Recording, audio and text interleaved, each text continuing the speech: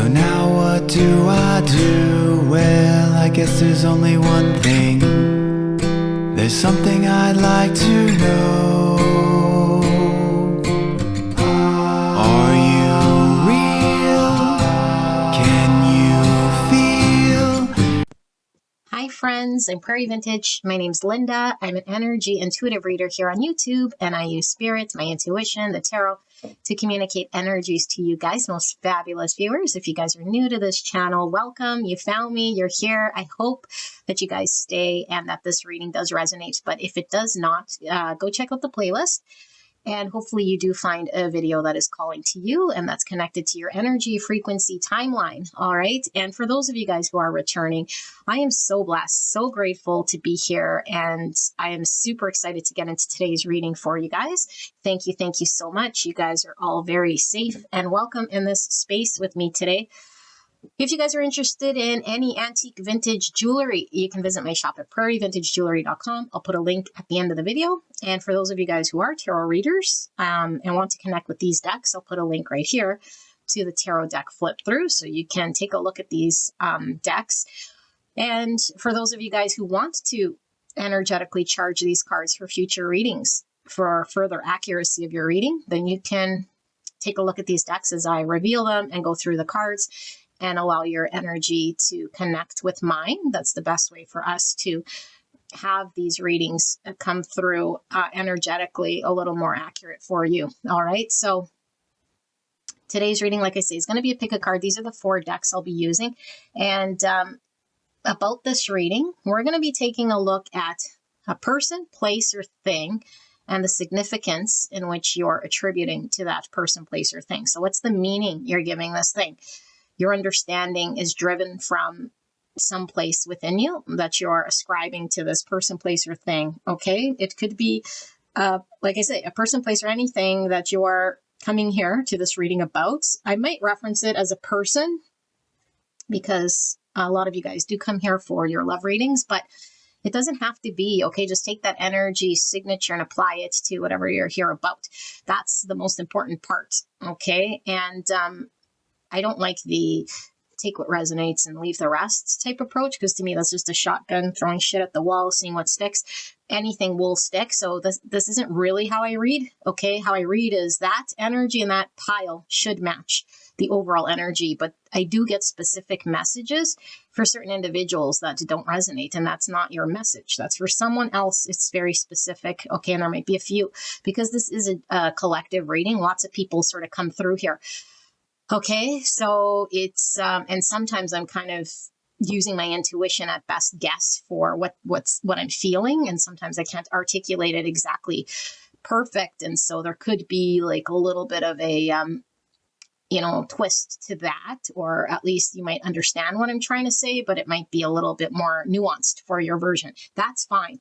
Okay, but you shouldn't force this to be something that is your story. If it doesn't resonate and click, if it's shocking, then it's not your pile. Okay, and we shouldn't force it to be anything other than just it's not resonating, go check out another one. So just because you click there doesn't make it so. All right, and the clearer your intuition is, the more accurate your readings will be. And that has nothing to do with the tarot reader and everything to do with your ability to see through your own fear, thoughts, and stories, and your intuition and inner knowings. Okay, and so this is why I always include like the card layout. So I will put timestamps broken down. And if you are developing your intuition, then I do suggest you sit through the card layout. Okay, that's how you develop your intuition. There's no jumping over hard work so that we can just become some sort of enlightened being seeing through all illusions and fears. All right, unless you're Eckhart Tolle. So beautiful angels. Yeah, today's reading might be a little triggering. Okay, it could be if we're seeing something one way and then all of a sudden spirit comes through with the reality. Now, this isn't Linda's reality or my truth. Nobody can tell you any truths.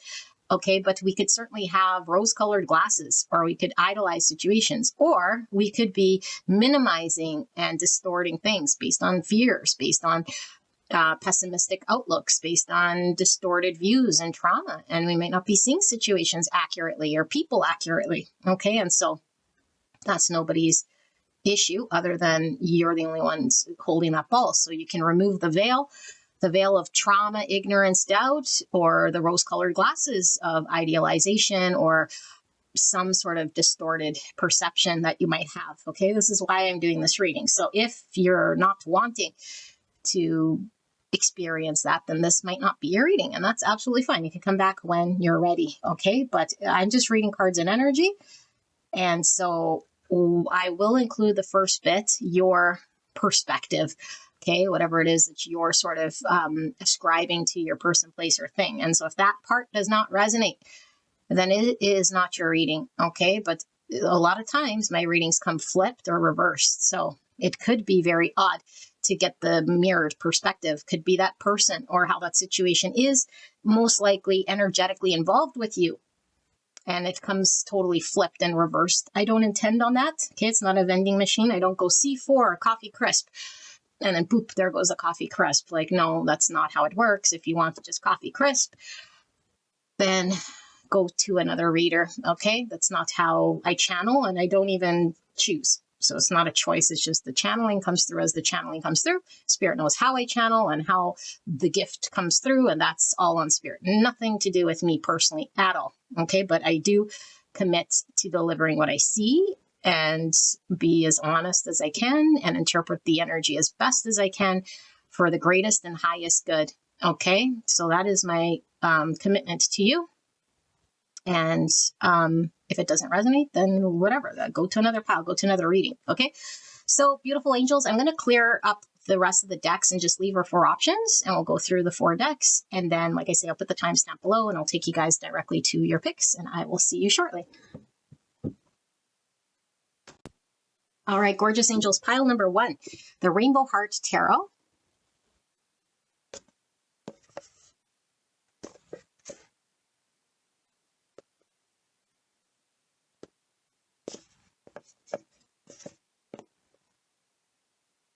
Option number 2, we have the Lucid Minds Tarot.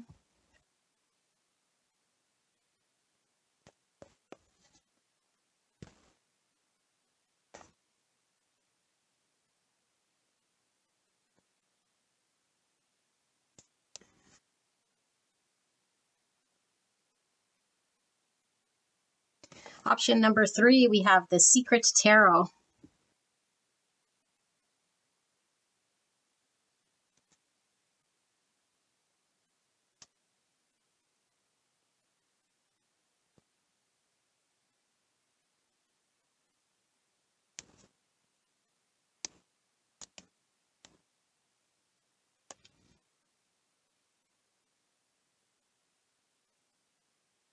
Option number 3, we have the Crow Tarot.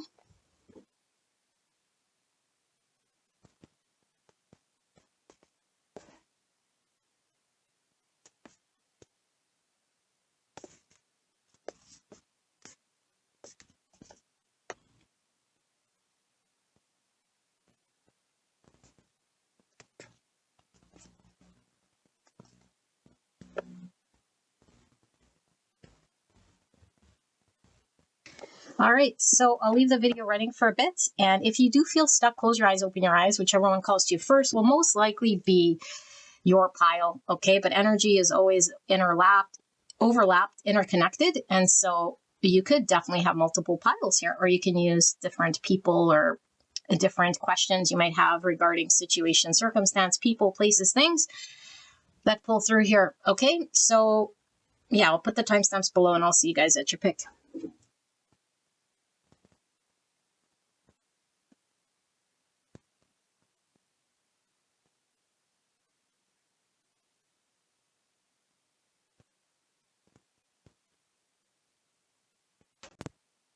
Pile 1, you guys pick the Rainbow Heart Tarot. I do suggest you go listen to the intro so that you are familiar with the disclaimer and the kind of reading I'm doing here.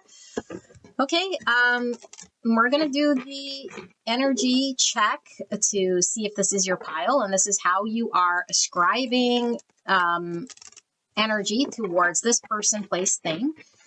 Okay, coming from your own point of view. So how are you seeing this significance of this person, place, or thing? Okay, and then will flip it and do the objective truth of what that person, place, or thing is actually in your world for. Okay, so Spirit, clear and concise message for the greatest and highest good of beautiful pile number 1. Please protect me and the viewer as I channel this message for the greatest and highest good of pile number 1. Thank you so much, pile number 1, for being here and allowing me to tap into your energy, the energy around you at this time. This energy could come flipped or reversed, okay?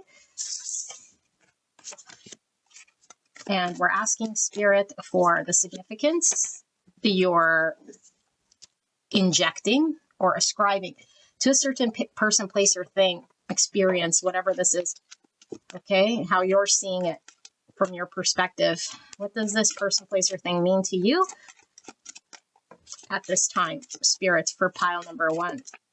Now, if you guys want to jump ahead, go right ahead. I'll put the timestamps below. This is the best way to develop your intuition, is to sit through this card layout, okay? But certainly it's up to you. If you guys are interested in antique vintage jewelry, visit my shop at prairievintagejewelry.com. If you're as passionate about jewelry as I am, or even vintage stuff. All right, clear and concise message for the greatest and highest good of pile number 1. What is the meaning that they're ascribing to this person, place, or thing that they came here about? How are they seeing this person or situation, circumstance? What is the meaning they're ascribing? Is there another one? There's one more. One more, Spirit. Okay, and then one of these.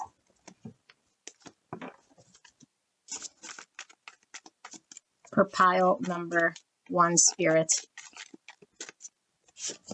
Wow, coming out in 2s. Let's do the graffiti. Now, this deck is massive. So we're going to break it down into 2 sort of shuffles here if it wants to come out from this half. Spirit, for pile number 1, what is the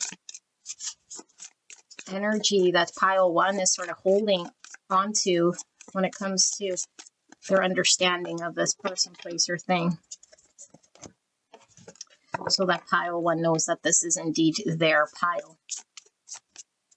Clear and concise message. Please help me to channel in a way pile 1 will understand for the greatest and the highest good of pile 1 and their journey and this connection, this experience, whatever is going through here. I think there's 2 there. No, 1. Okay. Is there another one, Spirit? No. All right. So, should I move these? I do want to flail my hands about comfortably. So I may move these out of our way. Okay. Pile number 1. Let's take a look, shall we? Okay, I do also want to mention, sometimes it could come through the objective truth through here as well, but I'll see clearly, okay, and then it will bleed into the second part. So I could sometimes see through the veil of the illusion if there is any here, okay, but we'll see. So we have the Hangman, Pisces, okay, and under that we have the 6 of Wands in reverse. All right, we have the Moon in reverse. Yeah, right when I saw this, I was like, good, because I felt like you were seeing through some illusion. It's kind of what I felt. Okay, so Moon is Cancer and Pisces. 9 of Wands in reverse. Nice. And then we have the King of Swords. Gemini, Libra, oops, this one totally spun around. I'm totally going to take it the way it's spun. Yeah, 10 of Cups. So Gemini, Libra, Aquarius energy with the King of Swords. There's the Tower. And there is the 2 of Wands. Okay, let's take a look at the Oracle cards. I'm going to move that over. So we have an afterthought. Hits you up when hits you up when plan A ghosted them. Suddenly interested once no one else was. Not the first choice. 249. Okay. And then we have free ride. 136. The gravity train. Easy money, little effort, big rewards, benefiting from others' work or from luck. overindulgence. Just kind of goes with this one over here in some capacity. Okay, and then we have blinding optimism, 57. Okay, or 12, which is hangman. Interesting. And then we have wanting to be right, 29, or the number 11. Interesting. And then we have 30 and 3. Okay, relationship skill, ego level, seduction, attractiveness, charisma, glamour, beauty, elegance, and gallantry. Type 3, the achiever, emotional center between appearing and authenticity with the solar plexus. And then we have compassion, 98 and 8. Love for the other, feel the pain, goodness, mercy, human-centeredness, being kind-hearted. Type 8, the challenger, instinctive center between strength and weakness with the Pluto energy of the shadow. Okay, and I don't know if I said solar plexus, but definitely coming through. And here's the authentic self-expression with the throat chakra, 59 and 5. Ego's pitfall, stress level, isolation, physical body neglected, disregard for emotions, poor social life, fear of invasion, knowledge, addiction, over-intellectualization. Type 5, the observer, thinking center between interior and exterior. Intellectualization coming through with that King of Swords energy. Okay, and then we have loyalty, 84, which is 6 and 3. So serving the collective, commitment, respect, devotion, faithfulness, and hope provider. Type 3, the achiever, emotional center between appearance and authenticity, integration, growth level, more solar plexus energy. And then we have 87, 9 and 6. Integration, growth level, self-love, appeasement, plenitude, trust, maturity, quietude, and relaxation. Type 6, the loyalist, thinking center between mistrust and trust. And then we have vulnerability, 8 and 17. Inner call, ego level, vulnerability, sensitivity versus power, compassion, justice, gentleness, emotions, depth, anger, management. Type 8, the challenger, instinctive center between strength and weakness with the white, which I attribute to the more enlightened, authentic self. Okay, a little different than the throat chakra, which is an authentic self-expression, communicating one's truth. But the white is more of our pure self, when we're totally understanding the truth of what we want and who we are. Okay, when we're working with the divine here, it's more of the pure state here. It's like the opposite of the shadow. So let me tap into this energy. You guys can certainly skip ahead and let me make sure I'm in frame. Oh, like a glove. All right.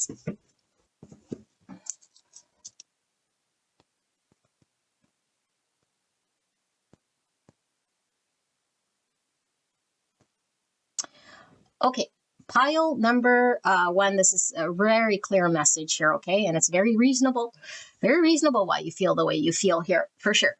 Okay, so let's get the signs out of the way here, okay? There's quite a bit, so it doesn't have to be your sun, moon, rising. It could just be the energy overall of whatever you're involved with, creating this sort of an energy archetype of whatever zodiac pulls through here. So we have Pisces, Gemini, Libra, Aquarius, and Capricorn, Gemini, Taurus, Libra, Leo, Aquarius. I don't know if I said it. I might repeat here. Taurus and Sagittarius, Virgo, Cancer, Pisces, and yeah, I did repeat some, but that's okay. But that's what's pulling through here, okay?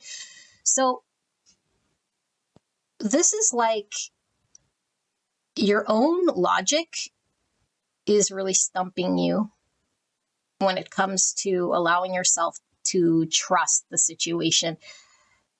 Okay, and that makes sense because when we logically understand certain things to be one way, or not necessarily one fixed way, so much as it is a standard or a logic that we guide with.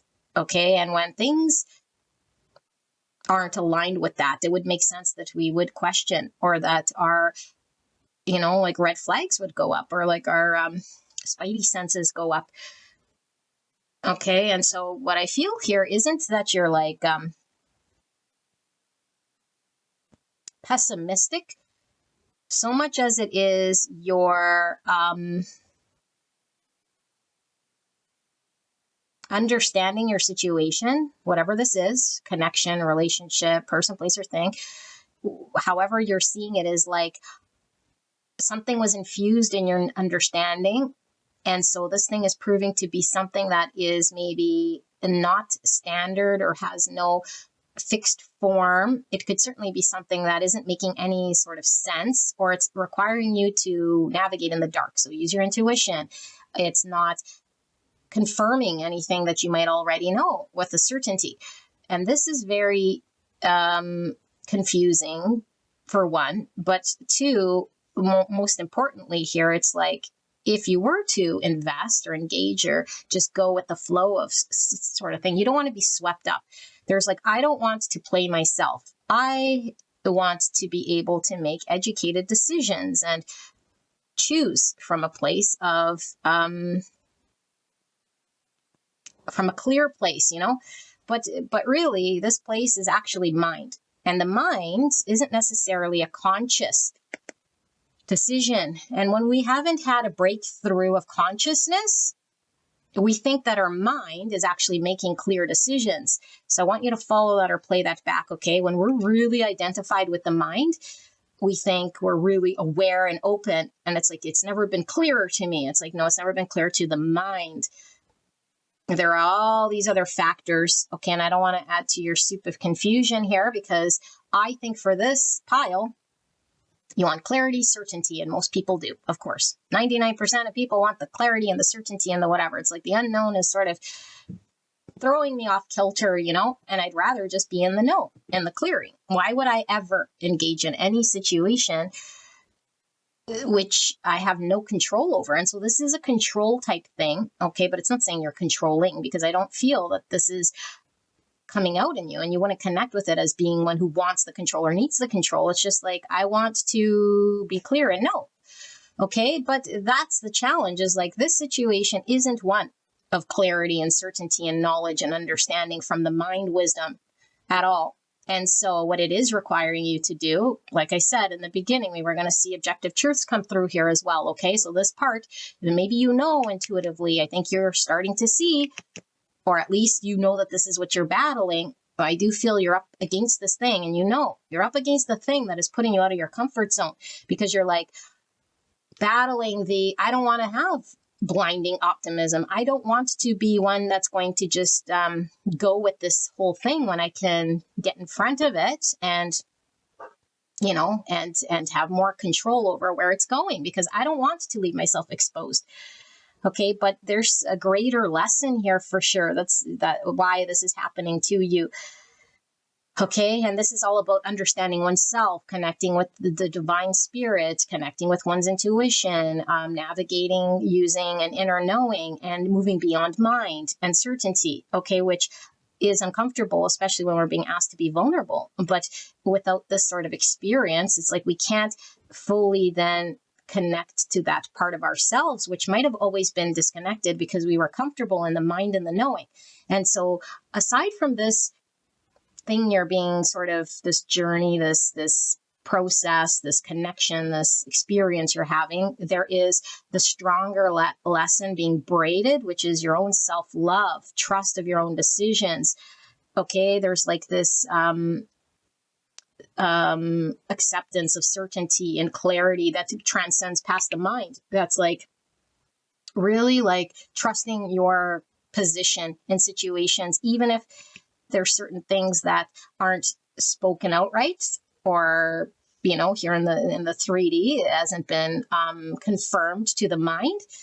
It's like, I don't need, and there goes my email, I don't need the mind or the communication in a way that will ease the mind, or the one-track way of engagement. You know, the one-track way of engagement is the 3D way, you know, certainty, things get out in the open. I'm like, which is good because it eases our nervous system in some way. But when we develop a higher state of consciousness, it's like our nervous system might have to explode before it's braided. And I don't know why I keep saying braided, but it's like the braidedness I feel is like this, the strength.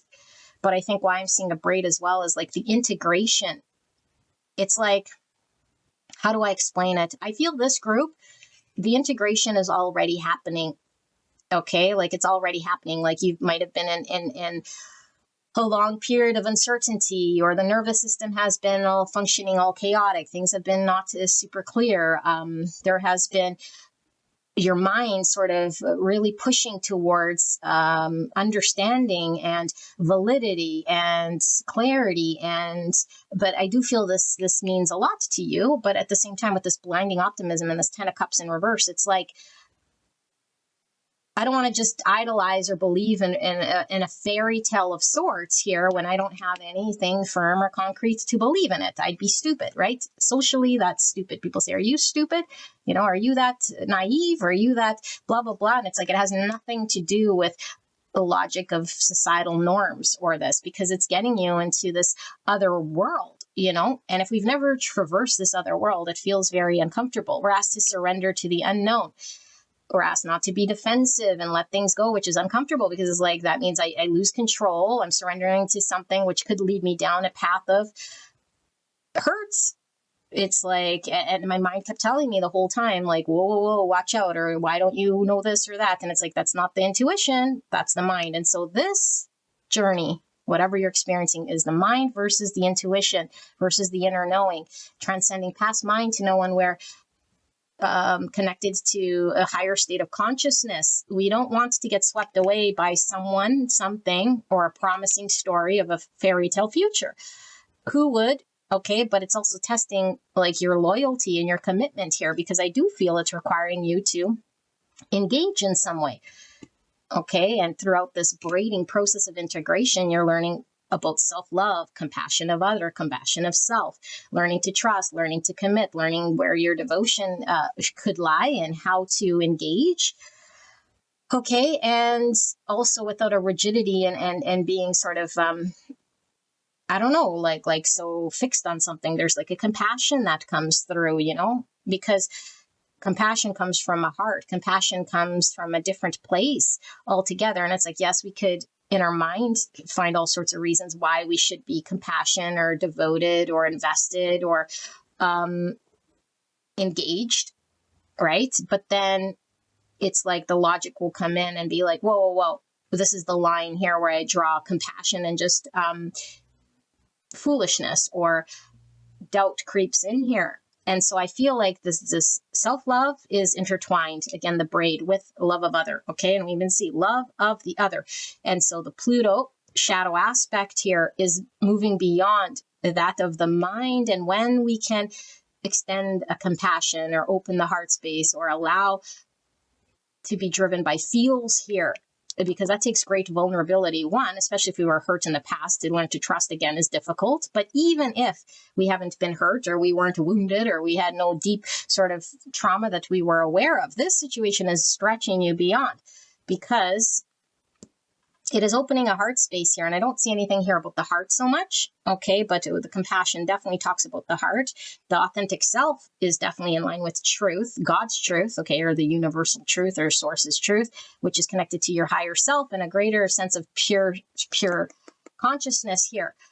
Okay, and so what does that mean? That means the solar plexus, okay, is the thing that gets humbled. The solar plexus thing we rely on for success. And that's uncomfortable, because societal understandings is like, in order to be successful at X relationship, position, to be seen as something worked out okay in your favor, there's an understanding here, which is all solar plexus based. And it's like beyond the solar plexus winning and image, there's something greater. Okay, which few can connect to. And the greater thing is this inner stillness of peace, which transcends egoic wins or image, where it's like, I know of a greater peace, an inner guidance system, leaning with my heart, and even how this blue bird here, okay, the blue is really giving me this authentic self-expression coming from the core, which gives the liberation. It's like the liberation, okay, which it's looking like a dove, and to me, doves are peace. Okay, but peace, compassion, truth, forgiveness, all of this stuff comes cultivated from within. It's not show me first why I should trust you. That's more of this solar plexus type thing, situation, person, or place. Okay, and so I feel like the what you're faced with here still is like, you want success. You want this thing to work out. You want it to be, but it's like, it's battling this way of how this success comes online, because it's like how it comes about. It's like asking you to do certain things like surrender, connect to this unknown, navigate blindly, trust in something that might feel in your mind like, like where could this sort of take me? And so I do feel like you guys could be dealing with a situation, okay, where the logic is telling you it's leading me down a path that's trying to either use me, or it's not visible to me whether I could trust this thing because it's not balanced in my mind of what I understand as a balance. So a person, place, or thing could be very much pushing us outside, because it's asking us to trust, it's asking us to show compassion, it's asking us to not sort of run with an idea story because society says if this is how it is, then that's the truth of your situation. It's like, no, but I know deeper, or I connect deeper, or my, spirit is telling me this, or my soul is understanding something greater here. And so there's like something more deep that you've sensed, and it's now trusting that deep sense that's going to sort of guide you here. And I feel like with this more like free ride, easy money, little effort, it's like solar plexus energy. And you're going from this more solar plexus type energy to a more deep, profound meaning of something, because if we engage, okay, now you definitely could be questioning whether you're being taken advantage of for sure in your situation, because that's where the guardedness comes from, and the vulnerability and the surrender. It's like, I don't want to be taken advantage of or control or have good discernment. Okay, that's one aspect. But for sure, what I feel here is something of the surface engagement of the solar plexus, which is ego-based. It's like it scratches the itch, and it provides some form of win. Okay, but it's never a deep, fulfilling experience. And so you're blessed here with an opportunity in this experience, which feels very driven by the divine, okay, of the deeper fulfillment of authenticity, and it's requiring you to act in it. So it's requiring you to take action in it, like become its friend, or acknowledge it, or act in line with it, dance with it.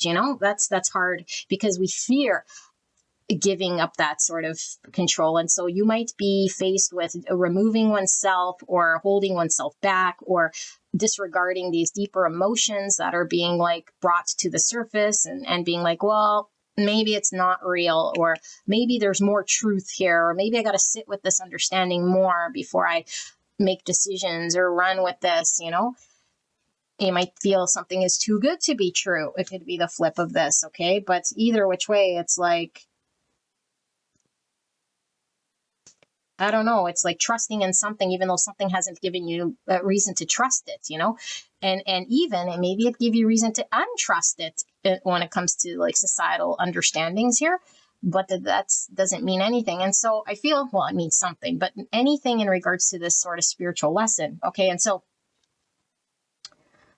I feel like there's a more practical sort of aspect unfolding right here, because I'm sort of getting where your timeline is here, because I feel if you're still here, then you resonated with that story. It's been your experience, and now you're sort of at this point here where I feel there is laying it on the line, like I feel there has been a gaining of a better understanding because of the fact that you've been in uncertainty for some time. And it's not solely just on the mind story itself, but it's like it's making it visible to you, like how to engage with it, like what to say and what to do. So there is mind now coming online, but I feel the mind now that's coming online is more in line with the greater compassion and greater authenticity. And it's now a different sort of mind than it was in the past, because in the past we were intellectualizing what we knew of the past, And so I feel like the illusion is now sort of cracking open, and so more truth will be revealed. And as more truth is revealed and understood, inner felt by you, not dismissed, not yeah, like you acknowledge it, but it's not just like dismissed as a thing. It's going to be a choice in front of you. Okay. Because this choice is one that has to be made with conscious awareness. Again, not I'm consciously like very clear about my choice, because we can all be clear about our choice when it comes to mind. And this is the differentiator here. The mind always thinks it's clear. Even if there's fears there, we could like calm the fear and say, okay, I'm going to go with the mind. But it's like, no, but the mind might not know. So we have to dissolve the mind story, because that's the thing that creates the fear.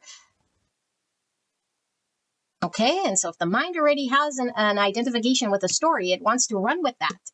And this is what's crumbling here. It's like, no, your mind story, forget about it. That's not the thing that's needed here.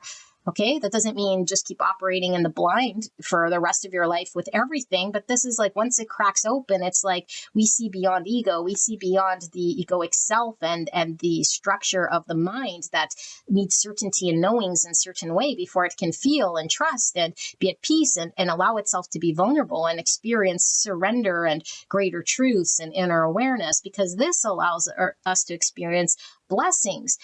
But, you know, of course we fear being seduced or having rose-colored glasses, or even this pessimistic, like, whoa, I don't want to believe in the fairy tale because it all ends up in shit or in some capacity here, you know? And so that takes great trust in self, trust in other, trust in experience, trusting, you know, that things will unfold in certain ways, trust of the divine in a different way, because I feel like you've experienced situations which left you feeling not good. So this is sort of pulled through as your objective truths coming in as well, which I knew in a way that it would, especially with as many cards as I was pulling here. But I do want to see, should we? Yeah, let's see. I'm gonna see if we could do like objective truths with new cards here and see how that goes. Okay, because let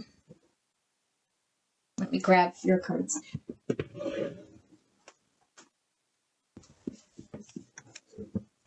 And you guys can definitely skip ahead. I don't know if that I'm going to timeline this part, because I don't know at this point in time. So Spirit, let me connect to Spirit here. Can we take a look at pile number 1 and the reality of their situation?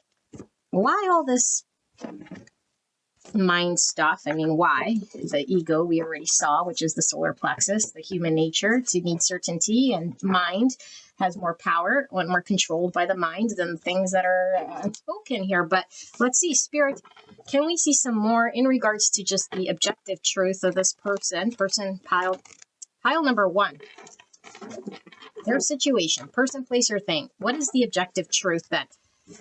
Because right now they're ascribing a form of, can I trust it? Is it trustworthy? It still hasn't proven to me objectively in my mind's eye that I could trust this thing, invest in this thing, commit to this thing, devote myself to this thing. And so they're a little guarded, a little skeptical, a little hesitant. That's what I was getting from that energy. So can we see then, what is the importance of this thing, and what is the real objective truth here with that person, place, or thing? Thank you so much, Spirits. Thank you so much, pile number 1, for allowing me to tap into your energy, the energy around you at this time. So blessed to be here doing a reading at this time. What is the objective truth that pile 1 needs to understand about their person, place, or thing? Thank you, Spirit.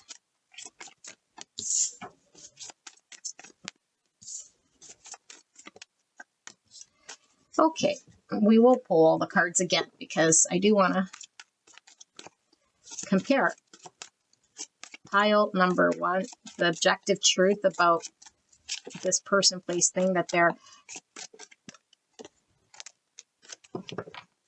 engaged with here.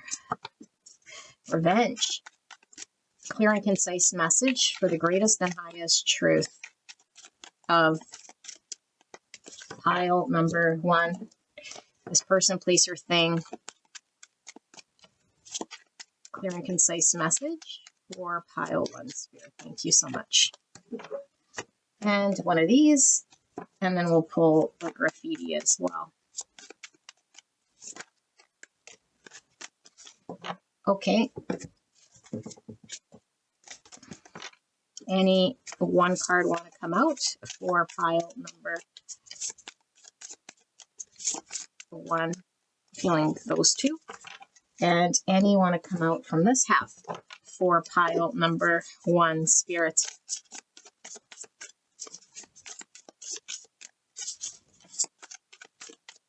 I'm feeling that one. Both from the bottom. Oh, do not fall. Do not fall. Okay. Let's take a look. Pile number 1. So we have the 4 of Swords and the 5 of Wands in reverse. Yeah. Okay. I probably could have got all we needed here from the tarot, but the Hierophant in reverse, exactly. Societal norms. Okay, King of Wands, Aries, Leo, Sagittarius, Taurus energy, the Knight of Wands. Did I say Knight? King of Wands, Knight of Wands. Beautiful. And then the 7 of Swords, yeah, in the reverse. 10 of Swords in the reverse, and then the 8 of Wands in the reverse.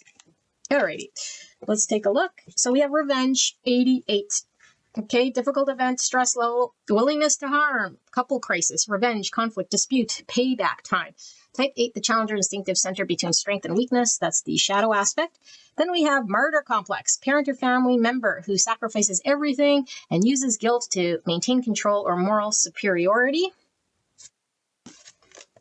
And then we have free love, 101 and 2, healthy love, growth level, independent love, emancipated love, liberated love, sovereign love, multiple loves, autonomous love, type 2, the helper emotional center between giving and receiving. And we have the root chakra here.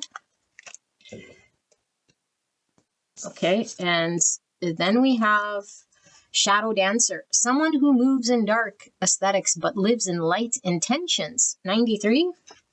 Or the number 12, which is that hangman energy again.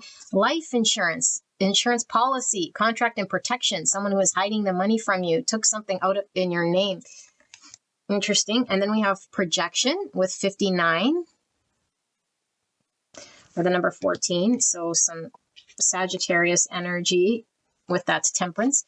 Then we have 108 and 9. It says healthy love, growth level, unconditional love, love without expectations, love for no reason, absolute love, pure love, full acceptance, love without reserve. Type 9, the peacemaker, instinctive center between forgetting and asserting one's self, solar plexus. And then we have 2, altruism. Interesting because we have the martyr complex. Okay, 2. So compulsion, ideal, ego level, self-forgetfulness, self-sacrifice, love, devotion, generosity, being at service. Type 2, the helper, emotional center between giving and receiving. So interesting, we have devotion coming up, and you had that in your first round. And then 99, divine union, my goodness, and 9, mystical union, growth level, universal inner connection, universal compassion. Exactly the theme I was pulling through for the first bit. Self-presence, exactly. Inner peace, exactly with the dove I was talking about, and that King of Swords. Unconditional love, absolutely. And acceptance of conflicts, which is this conflicts. Okay, type 9, the peacemaker, instinctive center between forgetting and asserting oneself. Okay, solar plexus energy. Let me sit here with this energy, although very clear, and channel what this message is for you. Except, I do want to use the washroom real quickly. I'll be right back. Pile number 1. All right, so just give me a minute here to sit with this energy, and then we will channel what your messaging is.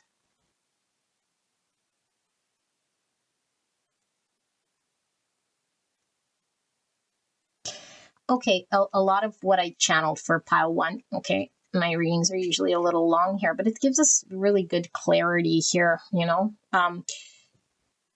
in regards to the energy, so there's no doubt. But let me do some signs that are pulling through with this part of the reading. We have a Leo and Aquarius and Pisces, Libra, as well as some Cancer, Virgo, and some Sagittarius and some Taurus, Aries, Leo, Sagittarius. Yeah, And so what this energy, okay, when we really hammered home the expectation of the mind, it is always stemmed around what we were taught, okay, through upbringing, traditions, values, people have instilled in us, beliefs, societal. It could come from a multitude of just our past experiences, okay? It creates this structure of who I am and what I'm about. That's Hierophant energy, okay? And so to break the who I am and what I'm about is very challenging, because when we're really identified with an understanding of how we're supposed to be and who we are, it creates a crisis, okay? But this is how the divine sort of flows through us, is it has to break with that tower, the structure. That structure must get undone in order for the true self to emerge. And why is the true self emerging here? The true self emerges because we're learning about unconditional love, divine union. Okay, with the white again, divine union of self. And it comes through this experience. And I don't know what's on the other side of this. A person, a place, a thing. You know, sometimes it's like a near-death experience. Sometimes it's a twin flame journey. Sometimes it's something we feel we can't bear or get out of. It's like the universe has put me in an experience that there's no way out, because there's only one way, and it's through. And it's like going through the deconstruction of all the beliefs. It's seeing right through our own egos and right through our own identities and challenging that, you know, but we want certainties. We want guarantees. We want to know we're going to be okay on the other side. It's like, that's what the ego wants. It's like, I won't surrender. And there goes my email. I won't give up that identity, because that is the anchor to life. You know, it feels like death when we don't have certainties and guarantees and that identity living online. It's like, then who am I? And I sort of got swept away by life or an experience that I couldn't control or manage. And it's like, no, that's actually the surrender part. And so the lie is the version we created, not intentionally, but through a way of being that was given to us, that we built, you know, that we thought was us. And it's like, no, the true face is coming online. And I feel like we could still be in the 3D, having our feet in the 3D of the Hierophant, running with ideas, ideals, systems. How we're engaged in the 3D is very much based on Hierophant, but the upper world. Okay, this is very spiritual reading, by the way. And so, and the upper world is pulling us to align that 3D self with the greater truths we're now experiencing. It's like, how do I align with greater truths? You know, how do I reconcile the two? It's like, now I'm going to run on some sort of idea of something that hasn't been proven. And it's scary, because it's like, I don't want to, you know, rock what's expected of me. Again, that 6 wands in reverse, you know, it's like, or my own understanding of what success and image of a version of me that engages in society as a successful person. Like, who would choose, I don't want to be a successful person, you know? And it's not even about success as we would define it in the material world, but it's like a thriving person, you know, one who accomplishes, or one who is revered, or one who has their ishness together, or isn't just like completely in shambles and out of control. And you know what I'm saying? And so this is all about the egoic control, battling that which is greater. And what is greater than the egoic control? Surrendering to the divine will. Okay, unconditional love is the divine will of something greater here that's more aligned with truth and authenticity. And it requires us to drop the egoic constructs. Okay, and so it's difficult to do, because this free love is like water. There's no confined anything here. Okay, and it's like the shadowy part is like, this is going to come back to bite me, or there is this conflict, okay, that comes through almost like it must be there. Like the shadow is there in order for there to be, like if everything was sort of understood and we couldn't even see the forest for the trees, and we were committed to an understanding, there would be no question. We would just move about making decisions calmly in line with what our values are. Things would be structured and orderly. There is no pushback. There is no conflict. There's just me understanding one sort of understanding of myself, and then I believe that to be my identity, and then I make decisions based on that, and there's no challenge. There's no conflict. There's no nothing. Okay. And so we want to have the stability, which we all do here in the 3D. Okay. But when the mind is all not knowing what's real and what's not, and it's challenged, when this Hierophant is challenged, it's like the stability of the mind is rocked. It can't find its core because the greater power is now online, which is the greater power of the unseen and the intuition and greater truths and divine truths here that's coming through without guarantees. And it's like Spirit saying, hey, I can't guarantee you right now anything at all, but this is part of your journey. And so there's a need to stabilize, because the intellect will come online again. We're not forever just in the dark, completely confused, not knowing right from wrong forever. It's like the deconstruction tower. It leaves us in a place of uncertainty. And so you're working through getting this core understanding of the intellect that comes after the Hierophant intellect is dissolved, when we surrender and give up. Because I feel like the more we sort of support in the 3D, the old version, and we want the new life or the present moment to support it, and it doesn't. There's a miscalculation, and the self is like, uh-oh, now I feel out of control here, but I feel you've passed this point, or at least this is kind of where you're at. You're like accepting truths that might dysregulate the mind and are now showing you that my 3D world and where I've been planted with my 2 feet have been upkeeping this, in which is fair enough. I could upkeep this thing, but it's misaligned now because there's a greater truth online of unconditional love, okay, which still hasn't come with any guarantees, but is allowing this fluidity for me to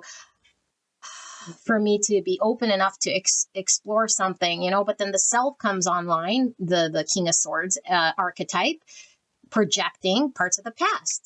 And so when the projection comes online, it's coming from the Hierophant, the old way of being. It's the old system, structure, beliefs that I held true. And I thought they were true. And they created safety and security and guarantees in my world. And so I want to bring that as soon as possible online here. But nothing is allowing me to have a solid footing here because everything sort of seems whatever, And so there could be, okay, especially with this altruism and this martyr complex, where we sort of want this experience to sort of play out, and we could definitely tip on the scale here of altruism to the point of martyr, okay, which means I'm now gonna lose myself in said thing in a way here that completely forgets who I am and what I'm about. Because when this Hierophant is in reverse, it's like, then who am I and what am I about and where do I stand and what choices can I make? And it's like I could start to build identities in other people's worlds, what they expect of me, or give all of this undivided love and unconditional love and devoted love and altruism to this cause or this connection or this experience, to the point where I'm overloaded and invested in a way here for something that loses myself, because I'm seeing some other cause and I'm creating another Hierophant. Okay, do you see how subtle this is? The other Hierophant gets created. What is this? The spiritual Hierophant, the I am able to give unconditional love, or I'm able to enter this other world that doesn't have structure, that isn't requiring an identity, and create an identity of that. And so this needs to be deconstructed. Okay. Why? Because it's just the ego backdooring it some other way, creating another name and another identity. But the point being, the identities are the things that must go there. But we can't lose the authentic self. And the authentic self doesn't get taken advantage of, doesn't create an identity of something else. It doesn't have any sort of fixed way of having to be or do. There is no story to the authentic self. The authentic self is in the present moment, because that's all that exists, requiring of the heart to engage in present moment. It doesn't have ulterior motives. It doesn't lose itself in a mission vision. Okay, because this is just the ego saying, fine, you don't want structure here, or you can't have it here. Let me just attach to a vision of something. Okay, and so we could get stuck in this sort of projection world, creating another solar plexus identity in another fixed way here. Okay, and Spirit is saying this too must come to an end. It's like a wake up within a wake up. and any person who has woken up to reality of that, which they can now see a greater truth, they know that they got to wake up within that as well, because there's many layers to the waking up here. And so the shadow dancer is like someone who moves in the dark aesthetics, but lives in light intentions. So it's really like the shadowy parts of self isn't something we could just point our finger at and it's dissolve or be done with, It's like the shadow comes, it emerges, and it creates all sorts of feelings and stories and whatever. And it's like the best way to engage is to walk through that shadow, not close the door and pretend it's not there clearly. And it's not to give it life and a narrative and then run with it and create another identity. Okay, because now we're just back in the same structure again, but it with another storyline. Okay, it's another form of a 6 wands, and it's like going through the shadowy parts to find the light intention, because there's a greater truth of waking up here. There's a purer self. The purer self wants to come online, and it's not based from solar plexus energy, and it only comes when the shadow is seen through. And so the shadow is still there, because the shadow is still the fear that the ego has. What happens when the Hierophant's in reverse? Then I'm truly gone, So I might as well create another identity of spiritual identity, or that I have this purpose, or that there's this other thing. So this is a true awakening of authentic self through a process of trust, surrender, divine love, divine union of self, and then finding one's authenticity, not through purpose just yet. Okay, not through purpose just yet. We have to undo that I must be doing something, or this has to be a reason behind this, or there must be some control that I can have here by giving the ego some form of a structure, because it doesn't like when it doesn't know, and it doesn't have structure, and it won't have purpose. And it's not that it's never supposed to have a purpose so much as it is the deconstruction, knowing that there is no identity, there is no I, and the purpose will come. One that is authentic when the projection stops, when the ego is dispelled, when one can connect to their mind, but they have mastery, knowing when they're identified with identity, but they can pull the mind online, but from a place of pure stillness, peace, and authenticity. Okay, and it's like overcoming the mind. Look at this knight. Okay, so knight could talk about like the defensive sort of mechanism, but it's in this card, it's like I protect myself against distorted thoughts, narratives, hierophants, belief structures, identifications with the I self, which I know doesn't exist, so I can connect to a peaceful place of heart centered understanding. Okay, but because of course the mind isn't bad, I come back online with a mind that is centered, that is peaceful, that is grounded in truth, grounded in unconditional love, and I'm in full balance here with the divine union, balance of self, universal compassion, universal interconnectedness, self-presence, inner peace, unconditional love. Okay, pulling through twice. That's what it is for. All of this is for this, so you could be in this state, okay, of self-mastery and heal that in which you've experienced for who knows how many lifetimes, or this lifetime of instilled values and beliefs and doctrines and dogmas and everything else, all these distortions, okay, and not fight it and not have to make stories about it, because we're the worst sort of enemy when we carry these heavy identities and stories. It's like then we argue with ourselves. That's this part, like I said, and we have to navigate through that voice of the mind that says it's true, like it's true, like it's true, because the ego feels very true. The story feels so true, and it's like, no, it's not true. It's a belief here, and we're seeing beyond the veil, and we're breaking through, which is very scary. And we always feel at any point there could be like some sort of heavy threat here, and we don't want to feel that way. We want, like I said, assurances, guarantees, knowing that there's a purpose, and giving us some form and structure here. And that's not at all what this is about at all. And so we might feel very stuck, Okay. And Spirit's saying, no, it's not. It's not that you can't go anywhere. Okay. But there is a purpose to this thing, which has to unfold organically, that you're not in control of. You're not in control of it. Don't try to pretend that you are, that you need to have it. Okay. And it is going to have to go through a release process still completely. And I feel we're still releasing.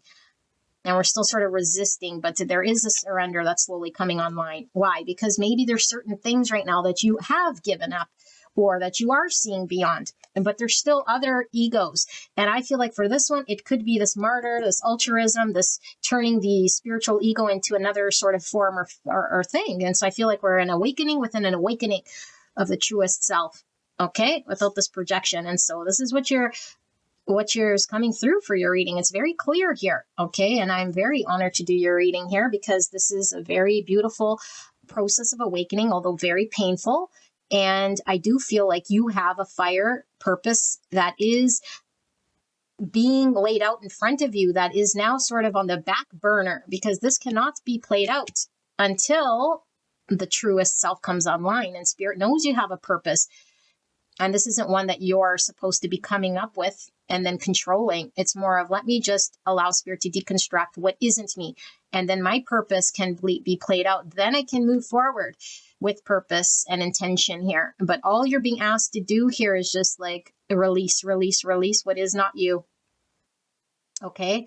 That's all you're being asked to do, and observe when you're in this projection mode of, it doesn't have to be the old story of the past, but any new story I'm trying to create, through this sort of same process of identification and the same system I use to create values and stories and understanding so I could feel purposeful. It's like, no, that's the thing you need to deconstruct now.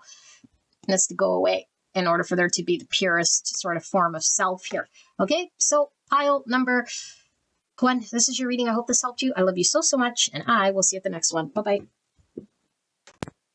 Beautiful angels, pile number 2, you guys picked the Lucid Minds Tarot. I do suggest you go listen to the intro so that there are no surprises, okay? We're tapping into your energy right now to see what sort of understanding or weight you're putting in towards this situation, circumstance, person, place, or thing, okay? How you believe it to be sort of controlling your world, or whatever power you're giving to it, or however you're ascribing energy to it from your point of view versus the reality. What is the objective truth about said person, place, or thing? Okay, so clear and concise message for the greatest and highest truth for pile number 2, Spirit. Please protect me and the viewer as I channel this message for the greatest and highest good of beautiful pile number 2. Thank you so much, pile 2, for allowing me to tap into your energy, the energy around you at this time. I'm so blessed to be here, so grateful to do your reading. How is pile number 1, or sorry, pile 1, geez, could be connected. Pile number 2, how are they ascribing energetically to their current situation, circumstance, or this person, place, or thing? What is their perceived reality when it comes to this person, place, or thing?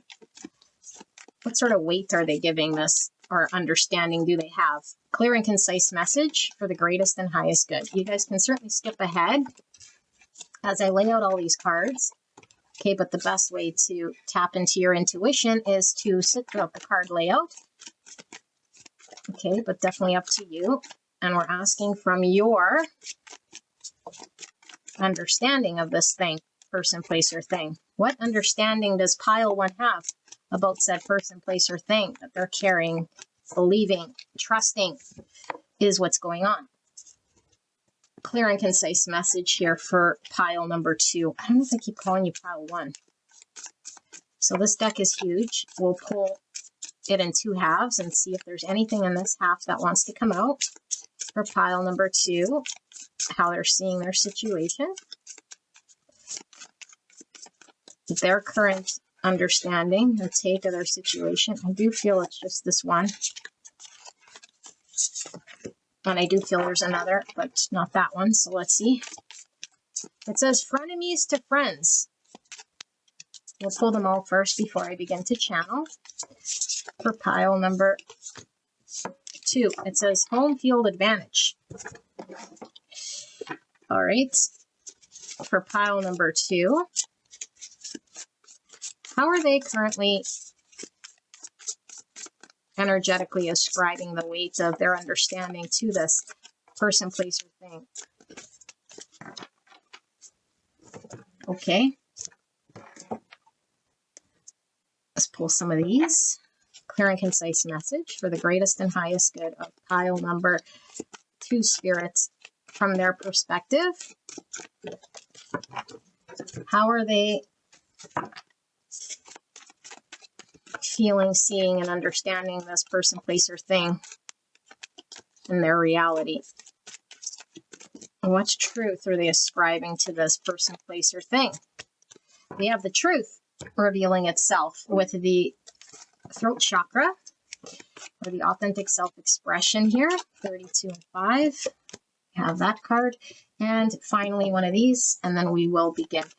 For pile number 2, their truth regarding their current situation, circumstance, person, place, or thing, and their understanding of this experience, person, place, or thing. All right, I'm going to move these so I can flail about my arms because I talk with my hands.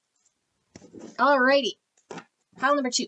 Let's take a look at you. Okay, 6 of Pentacles. I don't read bottom of the deck reverse, and under the 6 Pentacles, it's giving me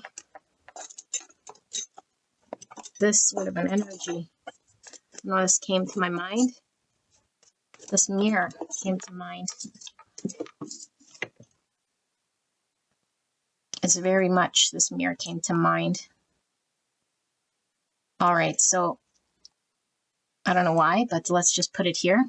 So this is a maiden here. Looks like a Virgo energy. Could be. Okay, 6 Pentacles. And then we have the Hierophant in reverse, Taurus energy. This came through for pile number 1 very strong. And I called you 1. It could be connected, okay? Taurus energy. We have the 10 of Wands. And then we have the 7 of Pentacles. And then we have the Page of Wands in reverse. And we have the 7 of Wands. So 7, 7's a master number. Trust the fall, an adventure that arises from deep wisdom, trust of life, and trust of self. Very interesting. And then we have the Page of Swords in reverse. And we have the Queen of Swords.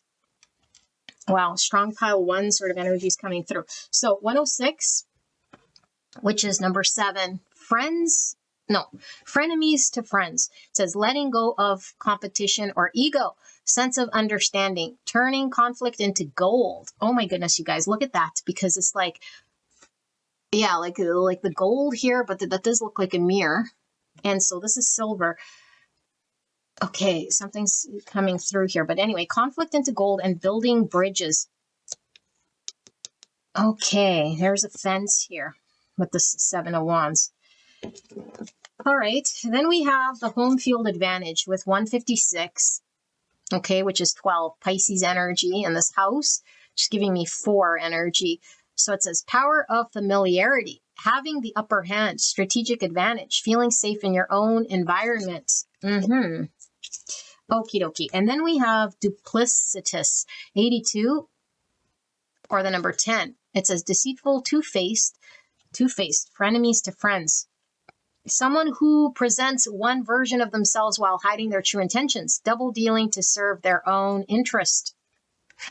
Interesting. And look at the 2 bluebirds. Some of you guys might be in Toronto here with the bluebird, although I don't know that these are typical blue jays. Yeah, the blue jays. This just looks like a blue bird.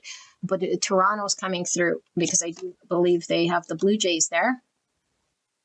Some might like baseball. Baseball's coming through here. Interesting. Home field advantage, you guys. I didn't even connect. Isn't that a baseball term?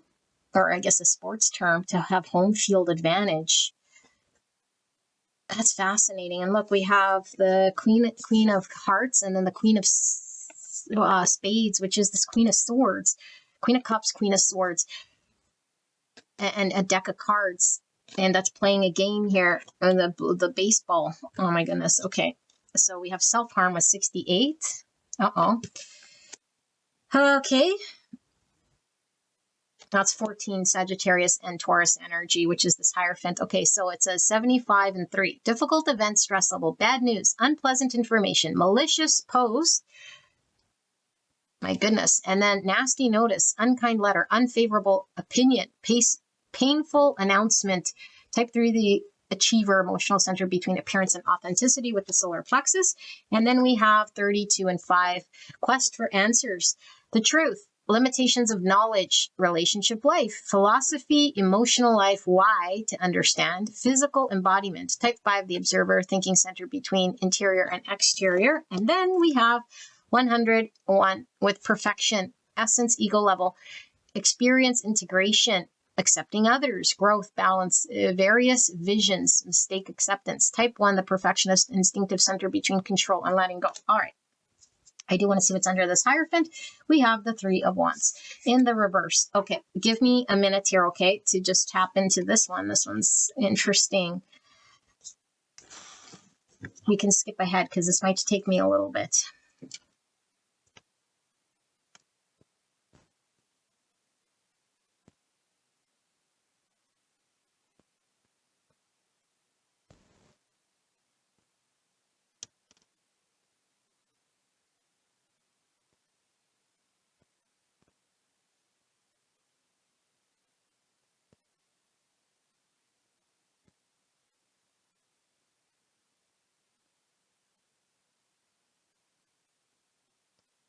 Okay, pile number 2, I'm going to get signs here out of the way, okay, as best I can.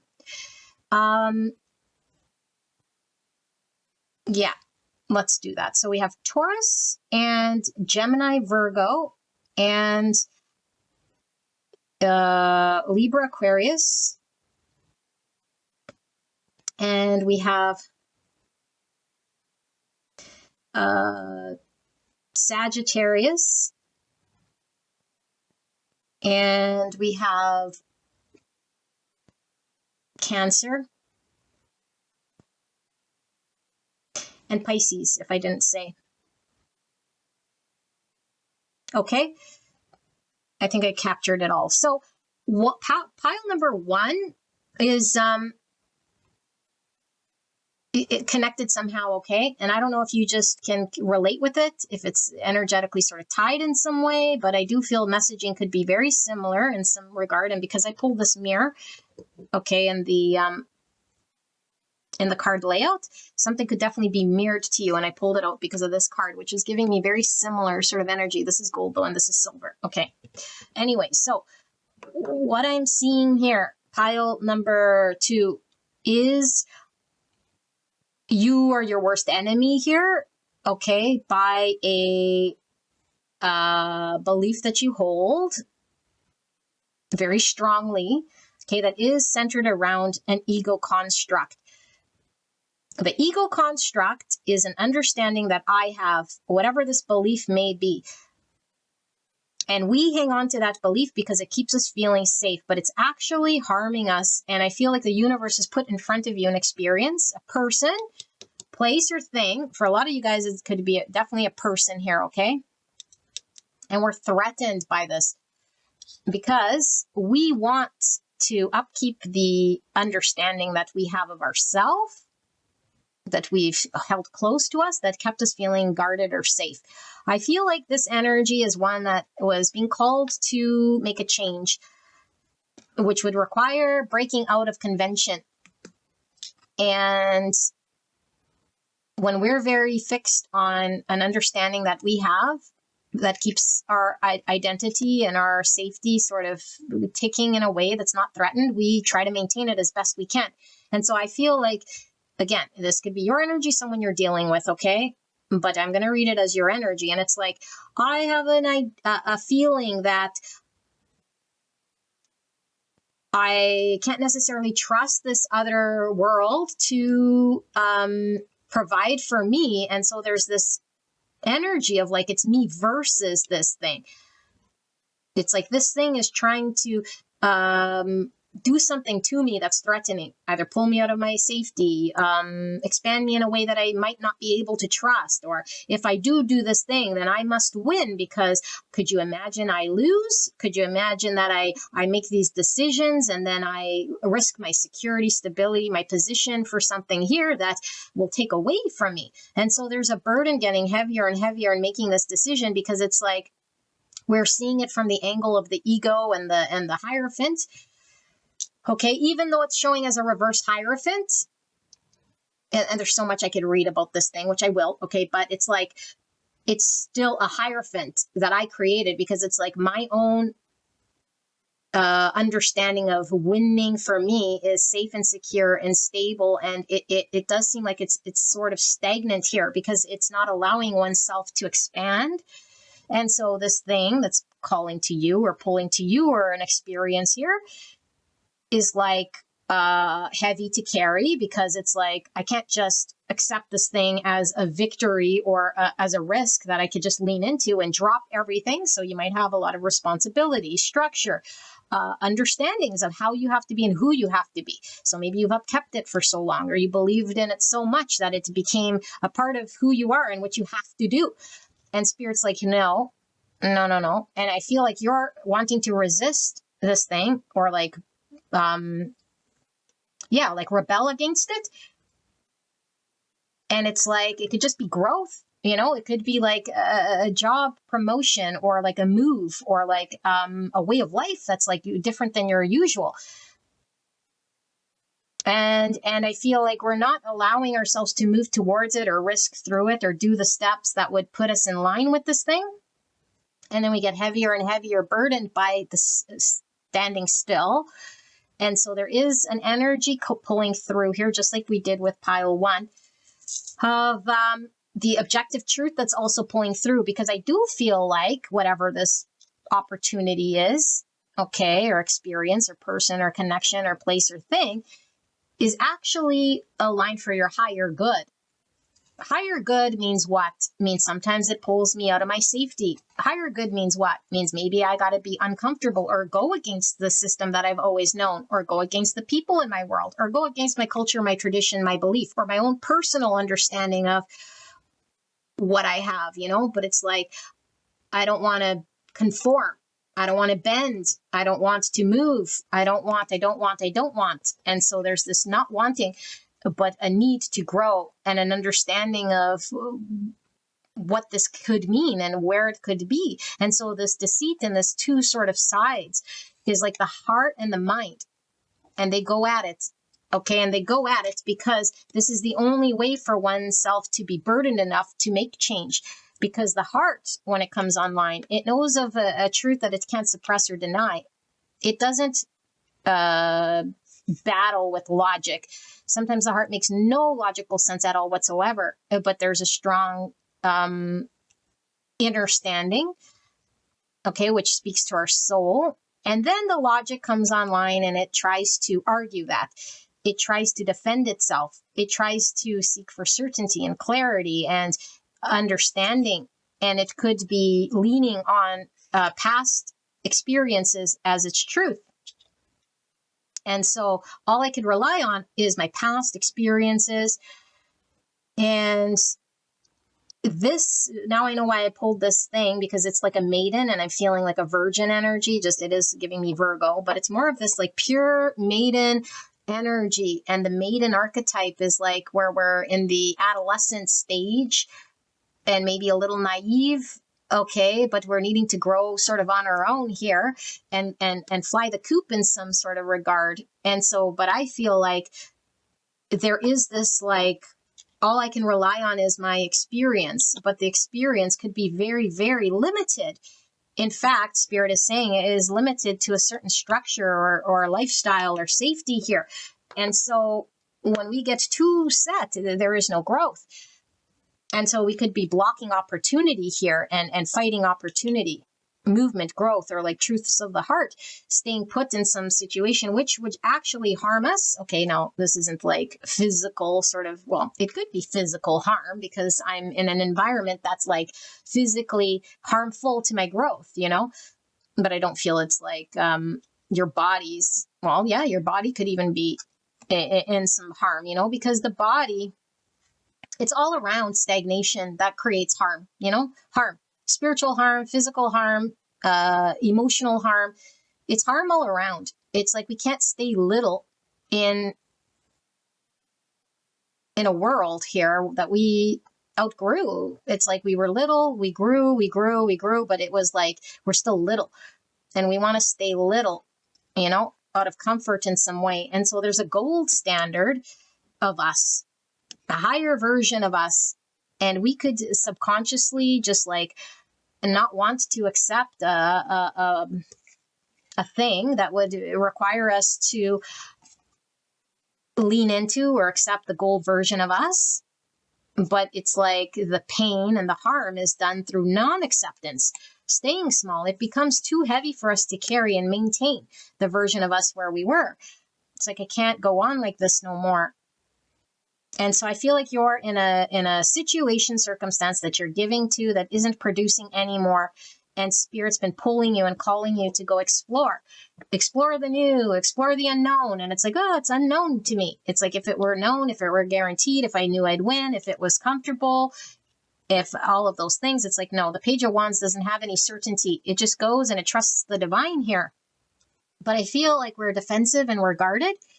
And we want certainties and understanding. And we're using the past logic and understanding to say yes or no. Okay. And I also feel like we might have a little bit of this, like a little bit of an imposter syndrome to us, because I do feel like we're not wanting to invest in exploratory new energy unless there's like, we knew we'd be experienced or we could perfect it.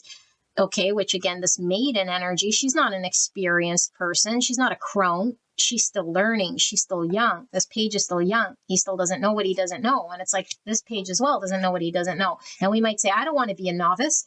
I don't want to have growth pains. I want to be in a position that already knows. I want to already know. And it's like, no, there is no already knowings here. But the reward here is going through the experience. You know, and I feel like the Spirit is really highlighting, like, we have to lay the groundwork in order for there to be movement. And when we resist and fight, it becomes burdensome because we're still in stagnant and we're not doing the groundwork. The groundwork would require me surrendering into the fact that I could be in page energy, learning, exploring, see things I don't know, learn about these things, contribute, invest in these things, and they will be fruitful once they're able to move and flow. But if I'm like resisting, fighting, I don't want to conform to convention. I want to go against it. I want to make logical sense of it. It's like I see potential as an enemy, then we're not in line with the great truth. And so I feel like your situation is going to result in bad news if this is the mindset. And so you might have been experiencing disappointments. It's like, I'm damned if I do and I'm damned if I don't. Okay. And so even if you're entertaining this newness, I feel it's very restricted and limited. It's like on my terms, on this sort of way that I'll engage. And it's like, no, because that's not flexible and that's not surrendering to how the divine universal creator wants you to experience it. The universal creator wants you to be like this, not coming in with like, yeah, I am giving it a chance or a shot here, but it's coming under my own terms and my own this and that. It's like, no, then you experience the bad news, then it falls short. Because it's some form of need to win at it, okay, under my terms, okay, but also bad news in staying, because I feel the universe is saying where you're at is getting so heavy that at any point now it's just going to break. You cannot. And so it's like, no matter what I do here, it feels like it's just not fulfilling, or it feels like it's becoming more draining, more burdensome, more heavy. It's not ideal anymore. I thought that I could drag it out or convince myself that there was something here, but it's like, no.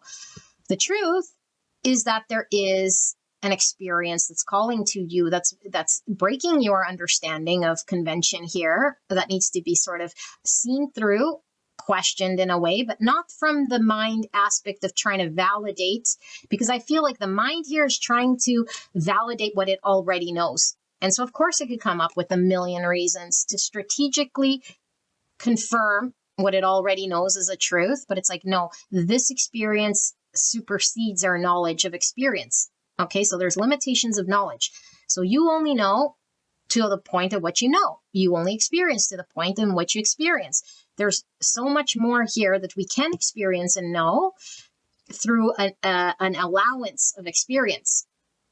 Okay, really, through an allowance of experience. And so emotional life, this might mean allowing our emotions to come online, allowing ourselves to, because this page, he can experience a whole bunch of things here that might feel very foreign. It doesn't guarantee that it's all smooth sailing. And it also doesn't guarantee that it's like not going to work. So it's like whatever does come here, I experience highs, lows, the emotional experience of this whole thing. And I learn through this. But it's like if I don't see it or understand it, it's like I'm not willing to engage. And so this could be holding our emotions sort of in our mind rather than allowing ourselves to feel. Okay, and this why to understand. Yeah, it's like before I go explore, before I commit, before I engage, before I invest, before, it's like I have this checklist that I'm used to, that I feel with comfort here, that gives me a certainty about how to be. And it's like, no, this sounds like, again, the Virgo checklist, the need to make sure that it's perfectly seamless and that I would be victorious and that it would be successful and that it won't threaten my security and it's like, no, everything is up in the air here, but trust the divine. Divine isn't throwing you to the lions or the wolves just to scare you. Although it could be very scary, but I don't feel this energy would say, I'm scared. It's just like, I need to know. So I'm going to cling to what I do know. It's like, no, you're at a situation that requires you to have balance and trust in the divine and make decisions here, sometimes without vision of knowing, and sometimes accepting what it says, mistake acceptance. It's like accepting myself to learn through doing, even if it's challenged, even if I get, like if I do things here that might not seem like they're right in the moment, it's like right for the experience. So I do feel you're held back from investing, and your higher self is really pulling through, saying this is your highest timeline. This is the higher capacity, your highest potential. And Spirit wants you to invest in this arena. Okay, but I feel there's a continuous investment in that which isn't going to produce and hasn't been producing and is getting heavier and heavier. And we're fighting and defending that position and fighting against exploration and being the novice and relearning and creating all sorts of challenges for ourselves. Seeing this experience is something that could threaten me. Okay, but again, it's just stemmed from a sense of ego understanding of who we have to be or who we said we always were. And now we're fighting and resisting this. Okay, so just like I did with pile number 1, I'm going to see what's the objective truth, even though it did pull through. It kind of gives us a little bit more understanding. Okay, you can definitely skip ahead here, but it's up to you, because what I'm going to do is drill into the objective truth of what is the honest truth of your situation, circumstance. What is it really requiring you to see or do? And it's difficult to fully understand it when we are resisting its truth or trying to convince ourselves that we might be threatened if we explore, entertain. Yeah, it feels like there's a stagnation sort of energy, but now it's like heavy. That's what it feels like. Heavy, heavy, heavy. Okay, so let's take a look. Spirit, for pile number 2. We're looking at pile number 2 and the objective truth about their current situation, circumstance, person, place, or thing. The objective truth of what's actually really, what this thing really means in their world, what they're maybe not seeing or understanding. What is the objective truth of this person, place, or thing? For pile number 2, for the greatest and highest good, please help me to channel this in a way pile 2 will understand. Thank you so much, pile 2, for allowing me to tap into your energy, the energy around you at this time. For pile number 2, what is the objective truth about this situation, circumstance that they are having to see beyond their understanding? Thank you, Spirit, for this message. We'll use these as well. What is the objective truth for pile number 2?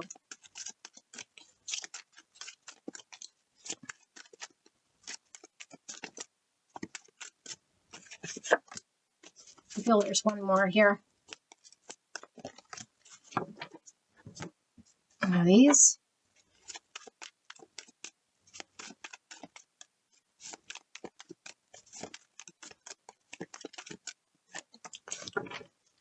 One of these.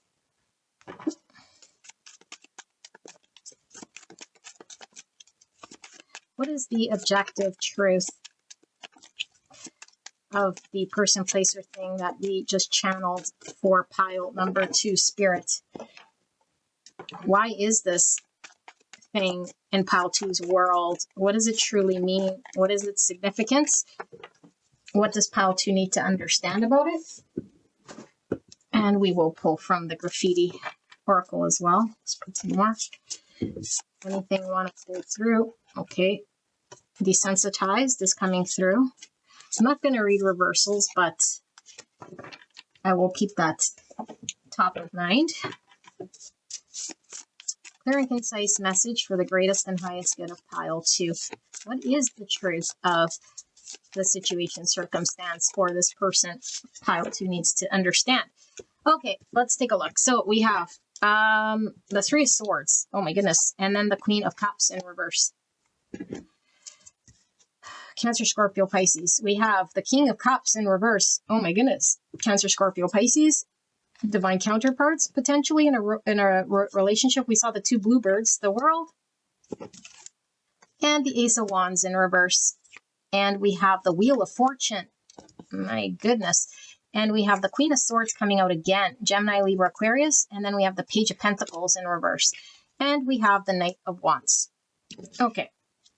I'm feeling some Pisces energy just with the closed book here because it was giving me High Priestess energy with the closed book. Okay, let's see. We have Peacemaker, 90 and 9 and 3. Integration growth level. Peacemaker, wish for recognition, reconciliation, mediator, agreement, listening to yourself, awareness of your value. Type 9, the Peacemaker, instinctive center between forgetting and asserting oneself. Solar plexus, and we have change in career, 222. You guys might be seeing 222, so that's the number 6. Wanting a new path and going after it, getting fired or quitting, but landing something else better. Wowzers. Wow. Desensitized, gradual emotional numbing or spiritual disconnect, survival mode, limiting feelings or a connection with the number 2. Look at that, 2222, 4 2s. So that's number 8. All right, and then we have the bubble, 27, or the number 9. Okay, bubble always comes out when I use this deck. So it's like a reverse hangman type energy with that bubble. And then we have appeasement, 91 and 1, mystical union growth level, tolerance and benevolence, open-mindedness, letting go, gentleness, multiple truths, imperfection, acceptance. You guys had perfection. Okay, in your first round. Yeah, type 1, the perfectionist, instinctive center between control and letting go. And then we have 104 and 5, selfless love. Oh my goodness. This came through for pile 1. Healthy love, ego level. Feeling the love, sharing the love, intimate love, deep. Did it come through for pile 1? Why do I feel it did? No, you know what? I recorded this reading the day before yesterday and started it, and I think this card came out. Anyway, you don't care, but I didn't finish it because I was feeling tired. But I think this came out. So selfless love, feeling the love, love of sharing, intimate love, loving deeply, embodied love, and committed love. Type 5, the observer, thinking center between interior and exterior with the number 5. Wow. And then protection, 89, 8 and 2. Integration growth level, generosity, helper, love, listener, defender, fighting against injustice. Type 8, the challenger, instinctive center between strength and weakness. Okay. Let me move those over so I could do this and this. And you guys can definitely skip ahead while I channel this message.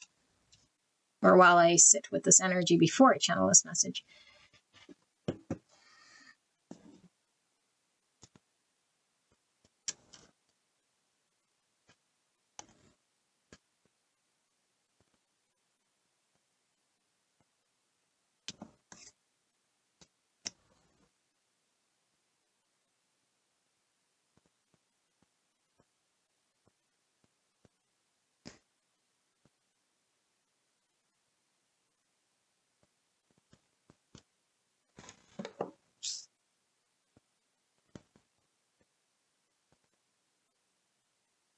Okay, pile number 2. Let's do the signs here. So we have Cancer, Scorpio, Pisces. You definitely could be dealing with another. You could be a water sign. You could be dealing with a water sign. Both of you guys could be water signs. Okay, that's coming through really heavy in this second half here.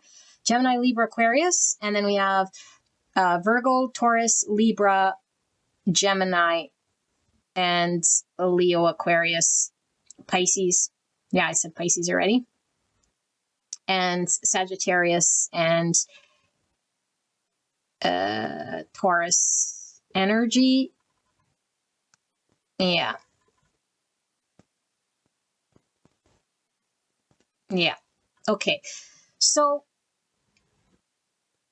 pile number 2. What's going on here? Okay, so we did your first round, and this is sort of building to it or adding to it or speaking to it, okay? And it's interesting because I felt one half would be more the what you're experiencing, and then the back half more of the truth, but it seems to always be overlapping, which generally Spirit does when I pull a lot of cards. So this is sort of showing you the same sort of mixture here, because it is pulling through why something is how it is happening, but it's trying to show you a greater truth. So we have an understanding, okay? And this understanding is very limited. And when we have understandings that are limited, we don't realize that we're creating limitations because it is the only thing we sort of know. And it doesn't matter how clear we are, how much we know. It's not about that. It's about the position we're in is limited. Based on our past experience and understanding, we've created an understanding that is limited. However you slice and dice it, it's limited here, okay? And so you're not choosing to be limited so much as it is a recognition of limitation that allows you to expand. And I want you to play that backwards. And we might not really truly resonate with that, but it's totally in line with this energy that is like, if you're feeling separation, heartache, heartbreak, if you're feeling incomplete, lonely, let down, disappointed, okay, then this messaging is definitely for you. It says you have a limitation right now in how you love and how you engage. And so this disappointment is here to show you a greater truth. And so maybe we have a disconnect from someone in our world, or there was a breakup, okay, or just a parting of ways, or a major, again, you had the bad news. So I feel like we experienced some form of a disappointment. It's like, why am I disappointed? And so we can have any reason as to why that happened, you know, whatever our belief story is. It's them, it's me, it's because of this, or it's not that, this is that, all the Hierophant stuff, limitation. And once we see through that illusion of the limitation, then we see the real purpose here. And what Spirit is wanting to show you, the real purpose here is selfless love, seeing beyond all of those reasons of the mind. There's an authentic self-expression here that needs to come online. How to feel love, how to give love, how to connect with love, how to commit to it, how to embody it. Okay, but it's at odds with the protection. Must protect self, must protect heart, must protect my position, must protect my safety, must protect. Again, there's that Queen of Swords and that Queen of Hearts going at it with that duplicity. Okay, and we might say, well, it's just natural. It's like, no, it's natural of an ego to protect itself. It's natural when we have shadow and trauma. And some people protect themselves overly, and some people protect themselves neutrally, and some people are transcended past the need to protect because they know that there's nothing to protect themselves from.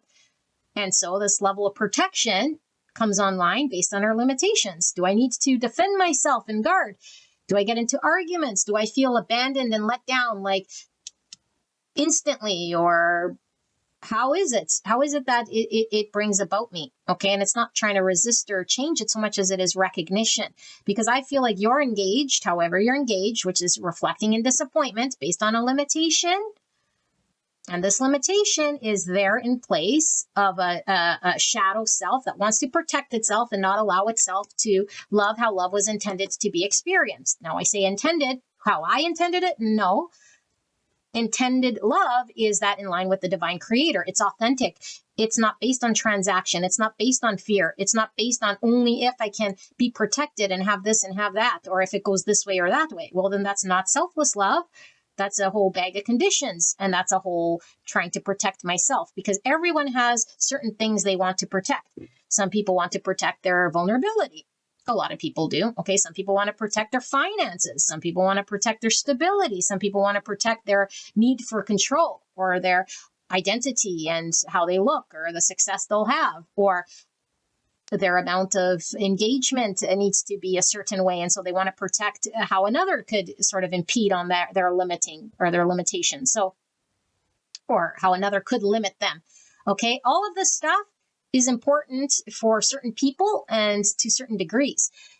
And everyone has their own sort of thing. And it's not like, oh, let's just validate because people need their egos to be propped up and supported. No. No. And why it's a no is because it's based on trauma. It's like saying, support my trauma vision. Okay. And it's not downplaying saying you didn't experience the trauma or the loss, but it's saying the universe is saying, okay, it's not what I'm saying. The universe is saying this trauma loss, this feeling of feeling abandoned, let down, disappointed, need to protect, this all stem from trauma and shadow. It doesn't need to be there. Why doesn't it need to be there? Because we're healing traumas and we're transcending past traumas and we're allowing ourselves to experience love so that we can experience something greater than that in which we have experienced. This is success. And so you are experiencing some form of a loss or disappointment or separation or letdown. And Spirit is saying you're divinely experiencing something so that you can explore the new. The book is closed. The opportunity isn't presenting itself until this is seen through. Then we can explore it. Then we can engage in the opportunity. And we might think, this is the opportunity that isn't letting me explore it. Or we might know that we're not exploring the opportunity. But either one of those stories is still a bubble understanding. It's like that thing isn't letting me explore it. Or I have an understanding of what exploring it looks like. It's still a limitation. So Spirit's saying, see through beyond the limitations. Open that book. There is an opportunity here. Right now it's blocked. You are going to have the chance to explore this thing. I think you want to explore this thing, but there's so many buts, what ifs, and reasons why it didn't, couldn't, why we're sad, disappointed, and we're seeing through the illusion of separation and disappointment and why we can't and why we need to protect ourselves and why we got to do whatever it is we got to do. And so what are we doing? We're letting go of those understandings. And we're also allowing ourselves the freedom to be different than how we normally were. And it might go against the protection mechanisms. It might go against the story I always told myself. And so with this multiple truths, I do feel like there is a truth, a divine truth that's more in line with your authentic expression here that hasn't been experienced because the trauma or the need to protect or the mind story or the limiting thing wasn't allowing one to explore past this safety mechanism. Because I'd be hurt, or because I only know it to be this, or this is how it would reflect back to me, how love would reflect back to me, or how success would reflect back to me. It's like, no, that's your understanding of what it is, and your understanding needs to get undone because there's some untruth here. Okay, doesn't mean that your way is not a truth of sorts, but it's not the objective truth. It's a truth that's been stemmed from a trauma, a shadow, and a need to protect oneself. And so this is how I see this scenario, whatever this scenario is, through the eyes of that traumatized person, or that, okay, if trauma is too strong of a word, of my experience. And now I see this situation from that veil. Okay, and so peacemaker and appeasement. I feel like there is an energy that does pull through here, because I do feel it's in your current safety zone, if we will, because we saw that house there, the home advantage. Okay, where I feel like we're trying to upkeep peace. We're trying to we are trying to do the right thing, but it's the voice that we're listening to that's leading us astray. It's like the voice that never led me astray. If there's one thing I could trust is myself, and those sort of things. And it's like, yeah, but if yourself doesn't know of a greater truth, then are we actually following in line with a greater truth? And sometimes when we're trying to please everyone or keep peace in some way, we're doing nothing but staying small or not pushing ourselves. And so there's times to upkeep peace, and then there's times to allow ourselves to move beyond. And so I feel like there's a story here to upkeep some sort of peace, okay, and to sort of walk cautiously in some way. And so you might have your reasons for this, for sure, but it's like the cautiousness here is really, Spirit saying, stemmed from some fear, need to protect, and it's creating stagnation, and it's creating this understanding that needs to be seen through, because it's not stemmed from an authentic self-expression. And so there's a requirement to change things, shift things here. Okay, this is change in career, but I feel it's like the purpose of your day in, day out of how you're invested, okay? Like wanting a new path, going after it, and making the change, okay? Whether it's getting fired or quitting, or landing something better. Because I feel like the peacemaker here is, I know of one way, and I'm trying to upkeep that one way that I know. But is that in line for a greatest and highest good? Spirit saying in this case, no, it's not. And so we might try to be upkeeping it, or convince ourselves why, and that's why we're 10 wands, when there's something else better on the horizon, but we don't know what's better because we're too bubbled. And it's impacting the solar plexus version of me. And it's like, no, at least I know what I do know now. It's like the devil I do know. And it's like, well, either you change or it's going to shift on its own. And so there is a path, I feel, that's calling to you. And it would be much better if you were going after it in a way that's trusted. But it's like, if we stay here too long, upkeeping, appeasing, it's like, getting fired. That path is going to collapse. 10 wands will collapse. It's going to collapse, And I feel like there is this like inability for you to allow yourself to connect to the new, because we're so convinced of our story here. And so this desensitized is like, I can't see the forest for the trees. I can't connect to that in which is the blessing, because the fear or the untruth or the trauma or the need to protect or the story I've lived, the identity I hold, the need to upkeep peace is the thing that has the most weight right now. It's like, well, you're destined here to close that understanding out so that the book can open, and the book can only open, the opportunity can only open once that is processed. Otherwise, we stay carrying a 10 wands, trying to upkeep peace, protecting ourselves, thinking we're upkeeping some sort of something and justify it.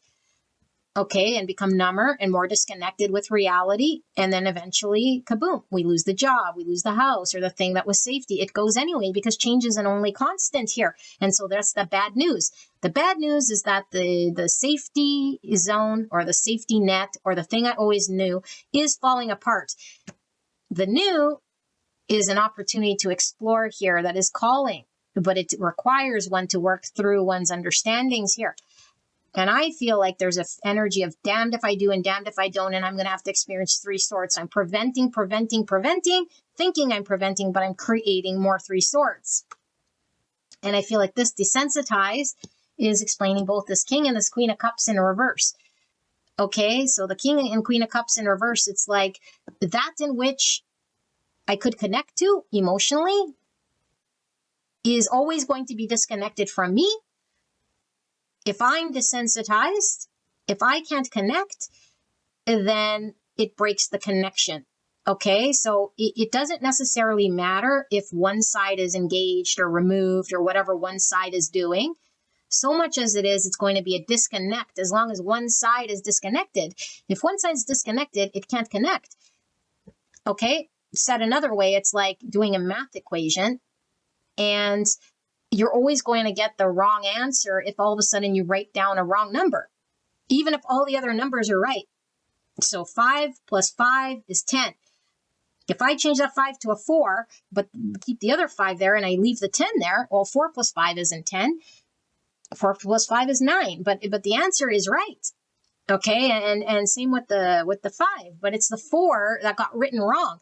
And so this is the same thing that's pulling through here. It's like we're trying to do something at the expense of connecting to something that is, because I feel like whatever the something that is for you, is expansive.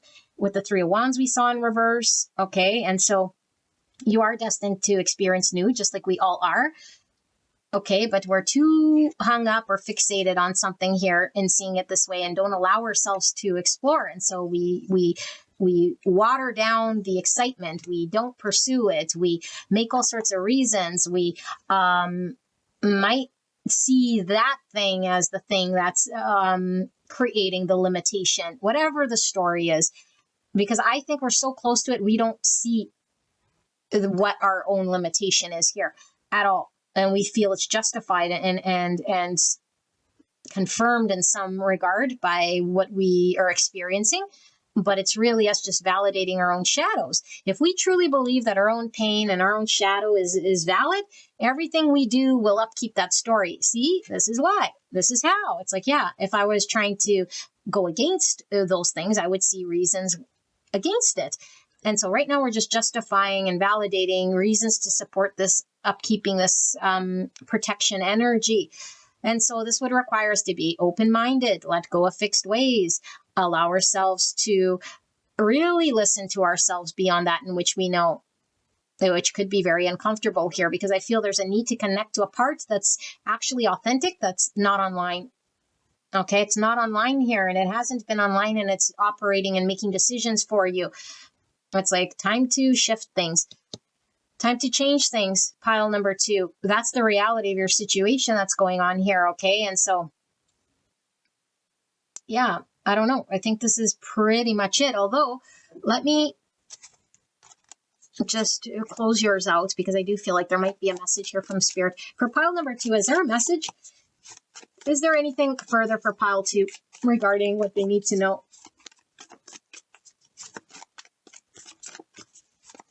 I just heard the future is better, like trust, there's a need to trust. And maybe it's like, I don't trust myself, but I don't feel you would say this. It's like you think you are trusting yourself to make a decision here. But it's like the trust you have in yourself is based on the shadow. So really, we're making a decision to harm ourselves, and I don't think you'd choose to harm yourself. For sure you wouldn't. It's like, what I don't know. 4 of Swords. So that's healing of the 3 swords. Spirit, what is it that pile number 2 needs to know? Also, 4 swords came out for pile 1 and definitely might be connected here. Page of Cups. Follow your heart. Allow yourself to pursue that, like an innocent child here. Again, with the page, it's like we might not want to be a novice again. We might not want to be vulnerable, but this is like the beginning stages of being honest with our hearts and our feelings, allowing ourselves to be vulnerable and to express our heart's desires here in a way that allows, rather than denies or suppresses or explains its reason why it can't. The Lovers, a destined path, person, place, or thing, purpose, and a decision is yours. And we might be like, I'm not healed, or I'm not stable, or I don't see it, or I don't understand it. Justice.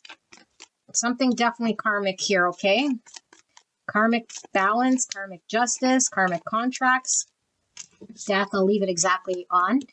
Okay, so I need to release Scorpio energy. I need to allow things to shift and change. That's the karmic contract. But when it's in the reverse, remember, a hard time sort of allowing one to let go, to let the change happen and flow. And 2 of Wands in reverse. So we get in the way of the decision by blocking the heart space. So the road doesn't open, the pathway won't open. We must accept the Page of Cups energy. Okay, it's beautiful. Page of Cups energy is very beautiful. Okay, but of course we don't want to get taken advantage of. We want to silence any part of this Page of Cups sort of coming online when we've been hurt. The Hierophant in reverse, and then the 3 of Cups in reverse. So we did have something here about reconciliation. 3 of Cups is the card of reconciliation here, though, in reverse. Okay, but We have the Justice and the Hierophant, which could talk about marriage. Okay, we have the Lovers and the Three of Cups, which could talk about a third party type connection here. Okay, we have the Lovers and the Wheel of Fortune and the World here, and the Justice, which could talk about karmic contracts. Okay, and then shifts and changes here. So pile number 2. Your situation isn't repeating of the past, but the past has left an imprint. And the only way we could get tripped up is when we don't trust the universe, when it feels very divine, like something's happening through us and we have no sort of control. But we must listen to the universe and allow things to be in flow and let go. When we start resisting and thinking that we got to do something because it was always taught to us or always worked in the past, or this is my understanding, we get in the way of the universe. You're karmically going through a cycle of release and change, whatever it looks like, no matter how scary. Why? Because there's an opportunity on the horizon. It is your destined path. You're going to make it totally torturous here if you fight and resist. If fight and resist means what? I don't want to be vulnerable. I don't want to start over. I don't want to look like, I don't know, whatever it is that you're doing. Okay, but yes, healing does take time for sure. Okay, but it takes longer when we get in front of it with an understanding of how we have to be and who we have to be. And we drag on the change because we don't want to let go, or we have an uncomfortable, I don't know, like position with that in which the transformation would require us to do.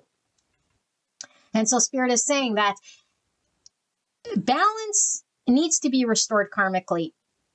And the only way to allow oneself to do this is to allow and not resist and not fall back on stories of the past and traditions that kept us safe in some regard, or understandings that we would lean on, because there is no story here. This present moment hasn't been written. This is something that is going to open up for you, that you have to explore. There is no way around it. There's only one way, and that's through this Page of Cups. Innocence, unconditional love, selfless love, the vulnerability, okay, to explore, to let go, to trust in the divine universe here. Because I feel like you have a block right here, okay? And this block is your people, you being welcomed, things flowing. It's the equation I talked about, coming into cohesion. And it's sort of sitting in outer space here, waiting for you to work through your beliefs, your systems, your structures, things that you have a hard time releasing. And this is the only creating more pain and suffering and more challenge and more disappointment. And the minute we're done with disappointments, the minute the 10 wands becomes too heavy, then we can really truly heal and get grounded in our mind, grounded in our heart, and see the path in front of us. And so if we're wondering, when will this path ever open? When will it ever be the right time or clear? And Spirit's saying, it has always been clear. You're the one creating the obstruction right now because you're still hanging on to old things. You're the one that's not allowing there to be the transformation, because I do feel like you want to align with something new here. You know, I do feel you want this. But it's like your belief right now of how it's going to come and how it has to be and when it's acceptable and how it's not. And all of that stuff is Hierophant, and it's getting in the way here of balance, and it's all karmic. And so once you see through it, it's like, oh, okay, now I can allow the transformation and the release and really lean into this thing. You know, then the secrets of the universe will be revealed. Your path will be open. Your people will come in. You will be celebrated. You will find your person here, the Queen of Cups and the King of Cups. I feel that's a very soulful bond. Okay, but it doesn't have to be people so much as it is the energy. I feel for a lot of you guys, it is people though. Okay, but it's like your soul person, your soul tribe, your purpose here, destined. Okay, it transcends past the limitations of expectations and hierophants and all of this stuff that you're still sort of playing in the hierophant world, convincing yourself why and how and who and all of that. It's like, no, it has nothing to do with hierophants, legal marriages, contracts. This is all heart-based, heartfelt, greater truths, authentic truths. And we can't suppress or deny feelings in the heart here. Okay, so pile number 2, this is your reading. I hope this helped you, and I'll see you at the next one. Bye-bye. Pile number 3, you guys picked the Secret Tarot. And we're looking at your understanding of a certain person, place, or thing, the meaning you're giving it, what you're ascribing to it energetically. So what it means to you coming from your own perspective versus the truth or the reality of the situation, person, place, or thing. Okay, I do suggest you go listen to the intro for the disclaimer.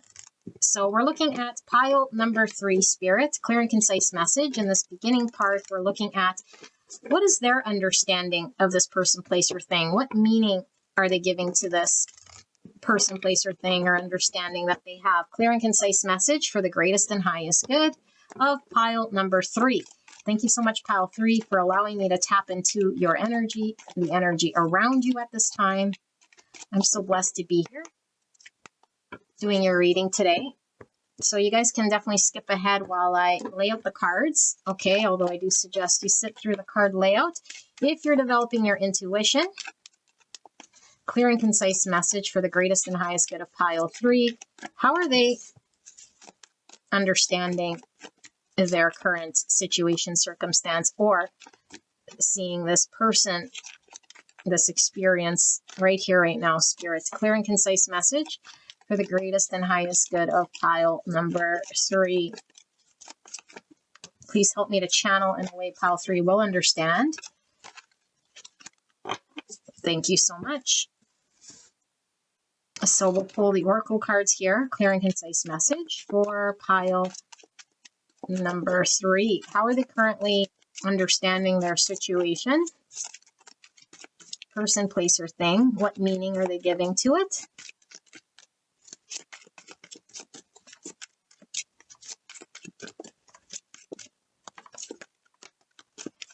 Revenge.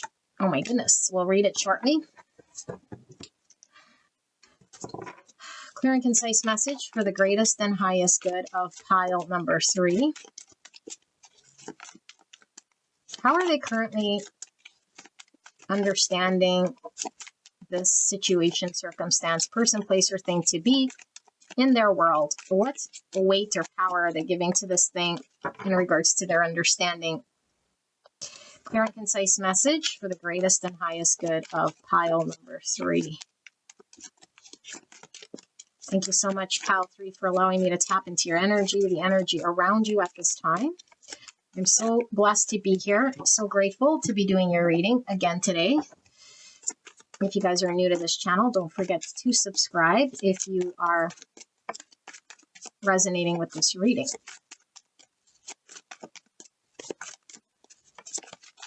For pile number 3, Spirit.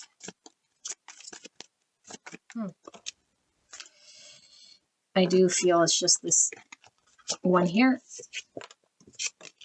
Deflection, although that was coming in reverse. So let's see. So this deck is massive. I'm going to do it in 2 bits and see if Spirit has anything in this first half for pile number 3, Spirit, regarding how they are currently seeing, perceiving, or weighing out this situation, circumstance, person, place, or thing in their world. What is pile number 3's understanding?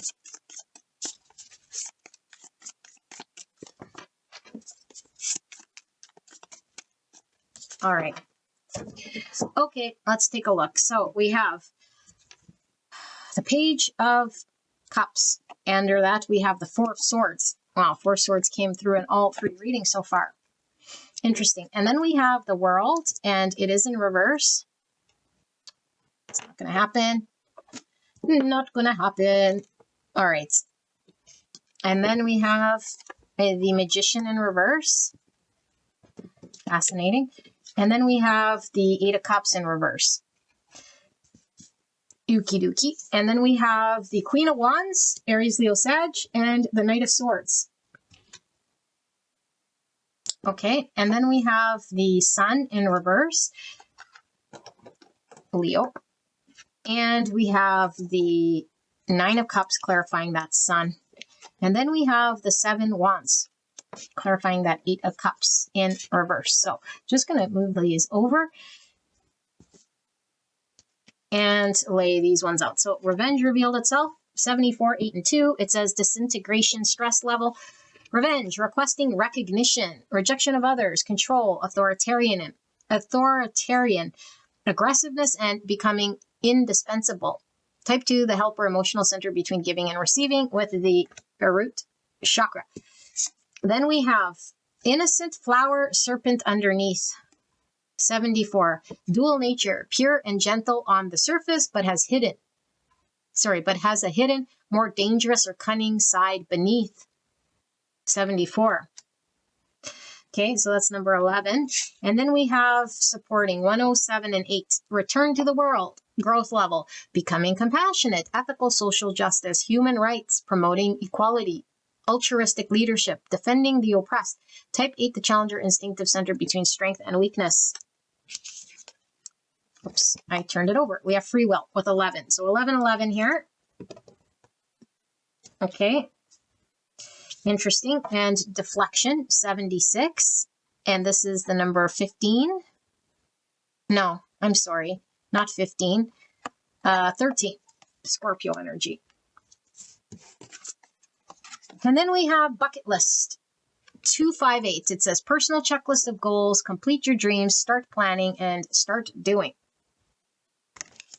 And then we have inaction, 54 and 9, slowness, languor, inertia, laziness, idleness, procrastination. Type 9, the peacemaker, instinctive center between forgetting and asserting oneself, sin, ego level with the solar plexus.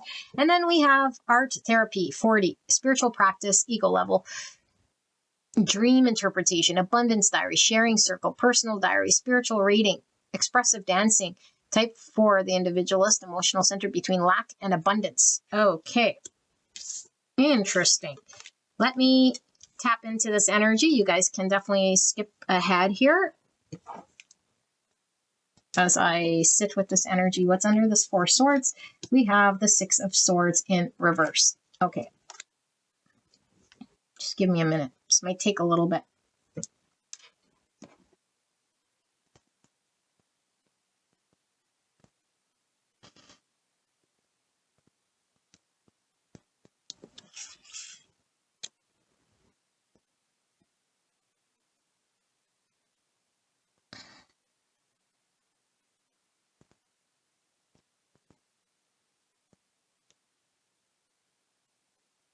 Okay, pile number 3. Let's get some signs out of the way here, okay? Leo, Aquarius, Pisces, Libra.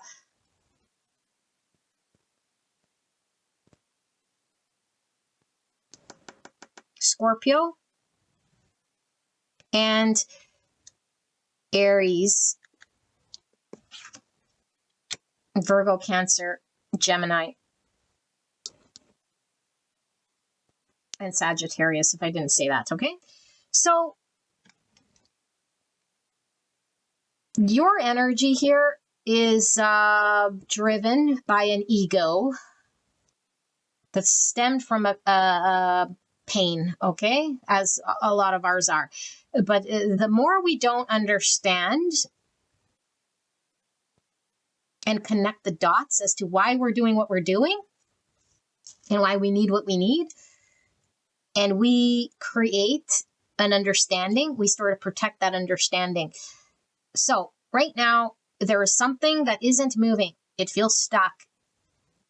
Okay? And I feel as though you're wanting there to be progress, but you're also really sort of understanding yourself, maybe to be self-reliant, or maybe to be successful, to make things happen, or maybe there is some way you connect to yourself that tells you some story. And so when this thing, whatever this thing is that's stuck, or that's nothing's happening, the more it's stuck and the more it doesn't happen, and the more it's like not doing what your ego wants it to do, the more frustrated you're getting here. But what Spirit is showing here is that you still have an ability to make choices and decisions here in your world. Okay. And I feel like you're being shown something here in order for you to deal with the root issue. Okay. And the root issue here is to see your own ego in play and see it for what it is and acknowledge it for what it is. But we might have a reason why we don't, because we want to see ourselves from the eyes of, I don't know, like successful or pure or well-meaning, or I have this reasoning of why I'm doing or wanting or being how I'm being. And it's like, you think you do, but you don't. So I feel like right now you are supporting a thing. And for all of you guys, it's different. And the support is coming from the wrong, quote unquote, angle. And the only reason it's wrong is because it's not coming from the authentic self that would actually support this thing. It's coming from a place to have to prove to oneself that one is worthy, one is capable, one is in control, one has the power, one is successful, beautiful, intelligent, capable, all these things.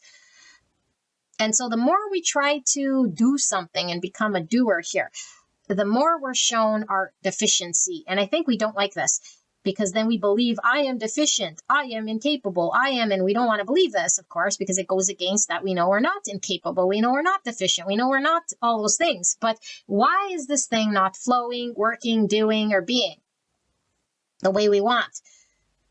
And it's not this thing. And so Spirit keeps saying, underneath all of this, pushing up against it, need to control it, wanting a certain outcome, being a doer, seeing it from the angle of the eyes that we do, there's a deeper truth here. And this deep truth must be analyzed in a way that sees it with a non-biased eyes, beyond the trauma, beyond the shadow, beyond the need for that security or that need to have the fulfillment, whatever that fulfillment looks like, with honest eyes, and see the truest version of us that lies under that. Because under that, there's another motive.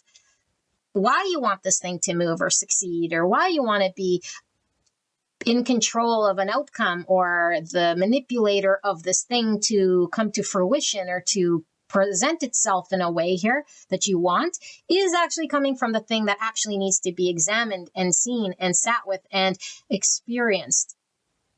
And so I feel like this period of time Spirit is giving to you is to reflect back to you a big, it feels like a stagnation. It feels like a slowdown. It feels like a period in which we're being called to lay back, or I don't know, like reflect in some way. And it's because it is.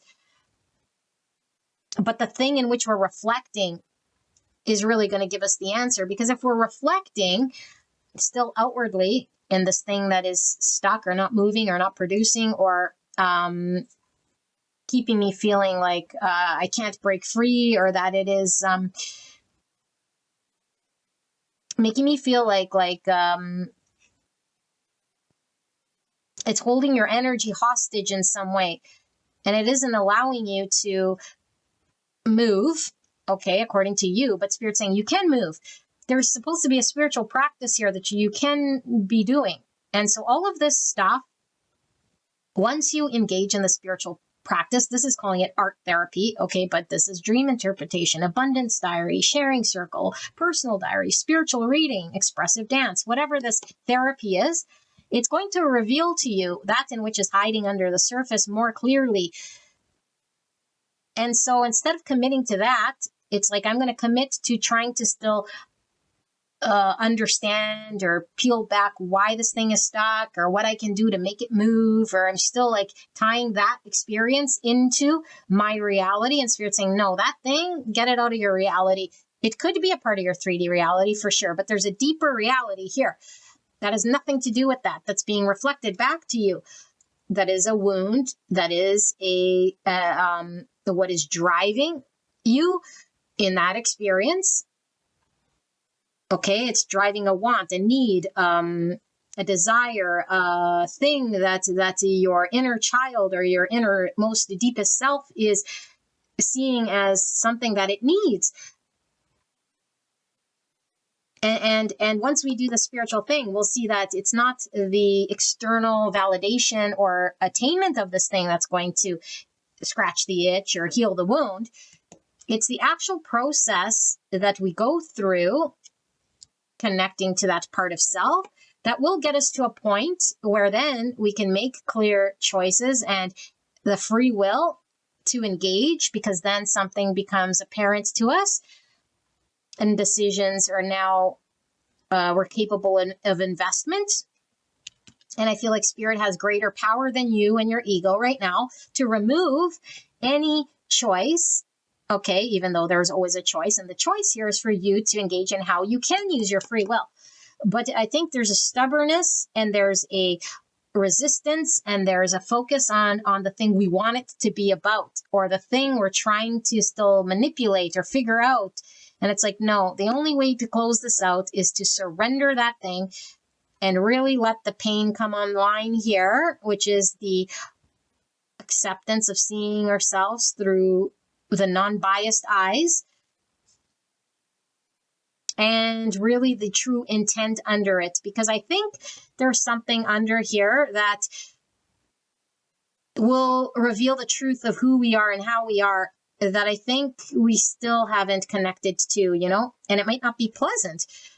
And so we're not asked to judge it, but we're asked to see it and accept it and welcome it and honor it as a feeling as long as it sticks around. But I think you might judge it or you might be surprised, because I feel like there's a hidden agenda within you. The hidden agenda to manipulate situations so that I can scratch the itch, heal the thing. And so I will do whatever I can to support that need, but also the spirit saying the truest support of this thing would require authenticity. And to see it, we must connect to the spiritual, truest version of us. And we might get a dream about this. We might see it through the third eye. Okay, but I feel like we might be still combative. We might still think we need to come at it from an angle of doing rather than allowing. And so I feel like you're emotionally not satisfied.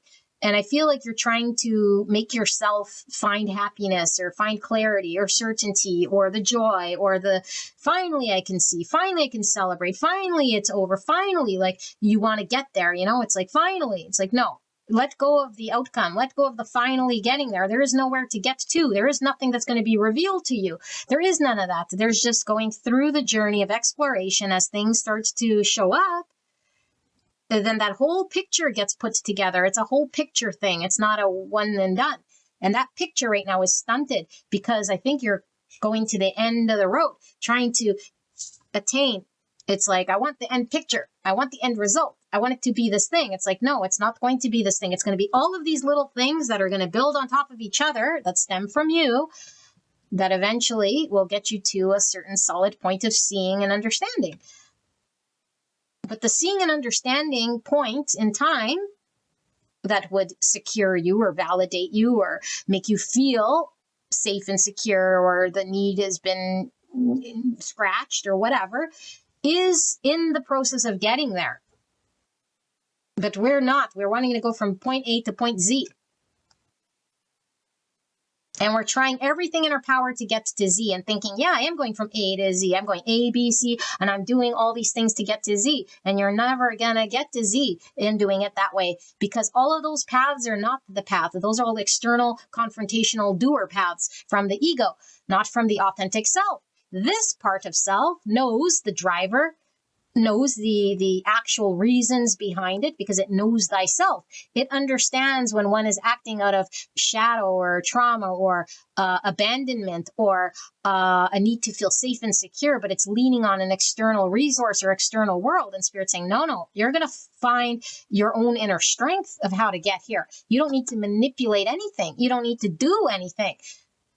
And once you see this through a process, okay, a spiritual realization, it will be shown to you. And then you'll lay the footing and the foundation to get to where you need to get to. But right now I feel there's emotional dissatisfaction and things are stagnant. Okay. And so let's take a look at the next part here. Because just like all the other piles, it's like truths did come through with this part as well. You know, it showed your understanding, which I do feel is stemmed from pain, is stemmed from ego, is stemmed from not really knowing one's own drivers, why one needs what it needs. It still thinks it needs its external validation, or it still needs it thinks it needs something here. And so it's trying to attain that because it feels very intense. It's like, no, it's not what it needs actually. And it will continue to feel left out or like it's stuck in some way, which is very frustrating, you know? And until we put it down, that's the true point of surrender. It's like, I'm exhausted. I can't manipulate it anymore, or I can't pretend to myself that there's another thing that I can do about this thing. You know, and it's not like, oh, I just give up. But sometimes it feels like a give up because Spirit is saying, like, give up on that ego. The ego self, they can't do anything about this thing. This is a spiritual thing here, whatever this is, okay? And it only comes through with the spiritual revelations or realizations. So I just buried your tarot. Let's ask Spirit. And we'll pull these oracles. So Spirit, for pile number 3, what is the objective truth of their situation? That person, place, or thing? What is the actual truth? What is the objective truth about what is really going on in pile number 3's world? Clear and concise message for the greatest and highest good. Anything in this half of this deck? Spirit, clear and concise message for pile, yes, number 3. What is the objective truth for pile number 3 regarding their person, place, or thing?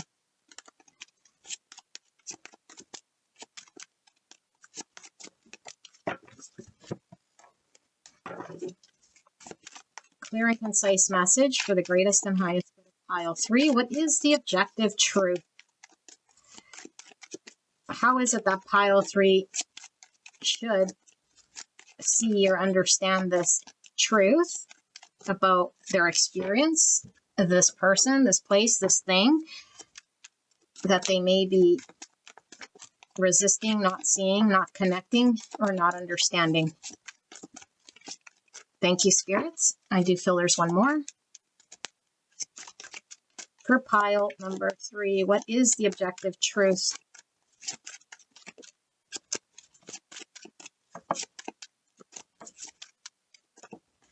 No, didn't feel right. For pile number 3, is there one more, spirit? That's it. And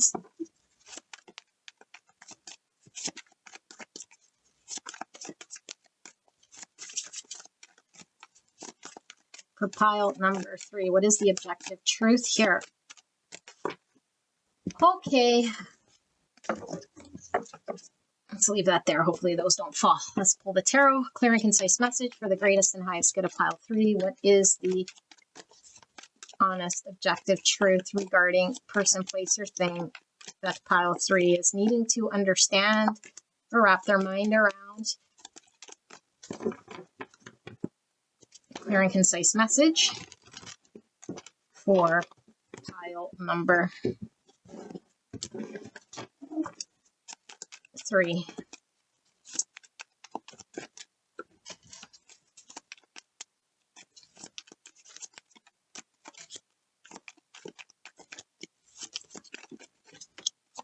Okay.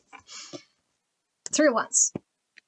Movement as opposed to the stagnation. 4 swords there again. The sun in reverse again. Okay. And then we have the 6 of wands and the death, Scorpio energy, Leo energy, Ace of Pentacles, and the Queen of Pentacles in reverse. Virgo, Taurus, Capricorn. We have the Knight of Swords in reverse this time, and the Queen of Swords in reverse. Gemini, Libra, Aquarius. All right. So we have business as usual, 198. Returning to the status quo, carrying on like nothing happened, autopilot living. Sirens, psychological manipulation, tapping into deepest desires and vulnerabilities, temptation, 52.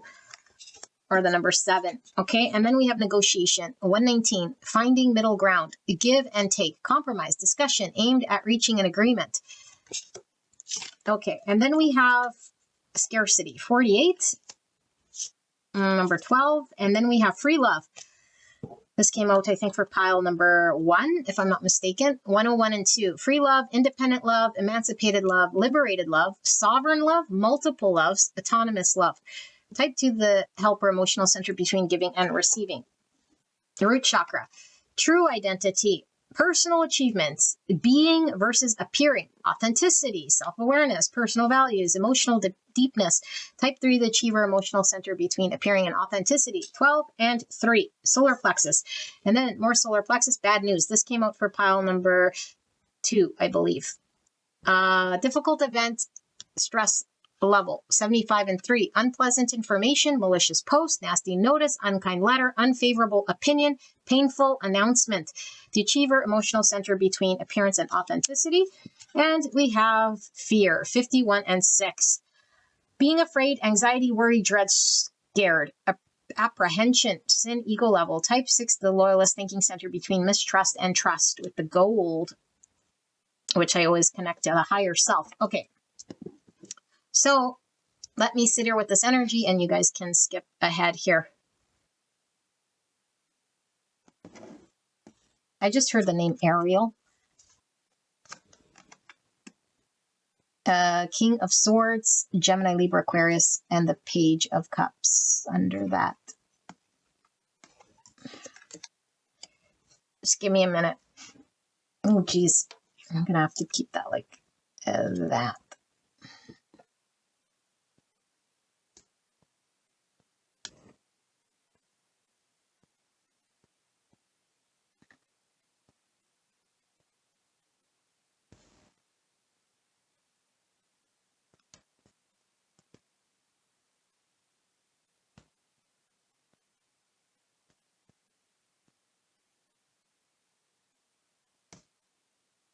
Okay, pile number 3.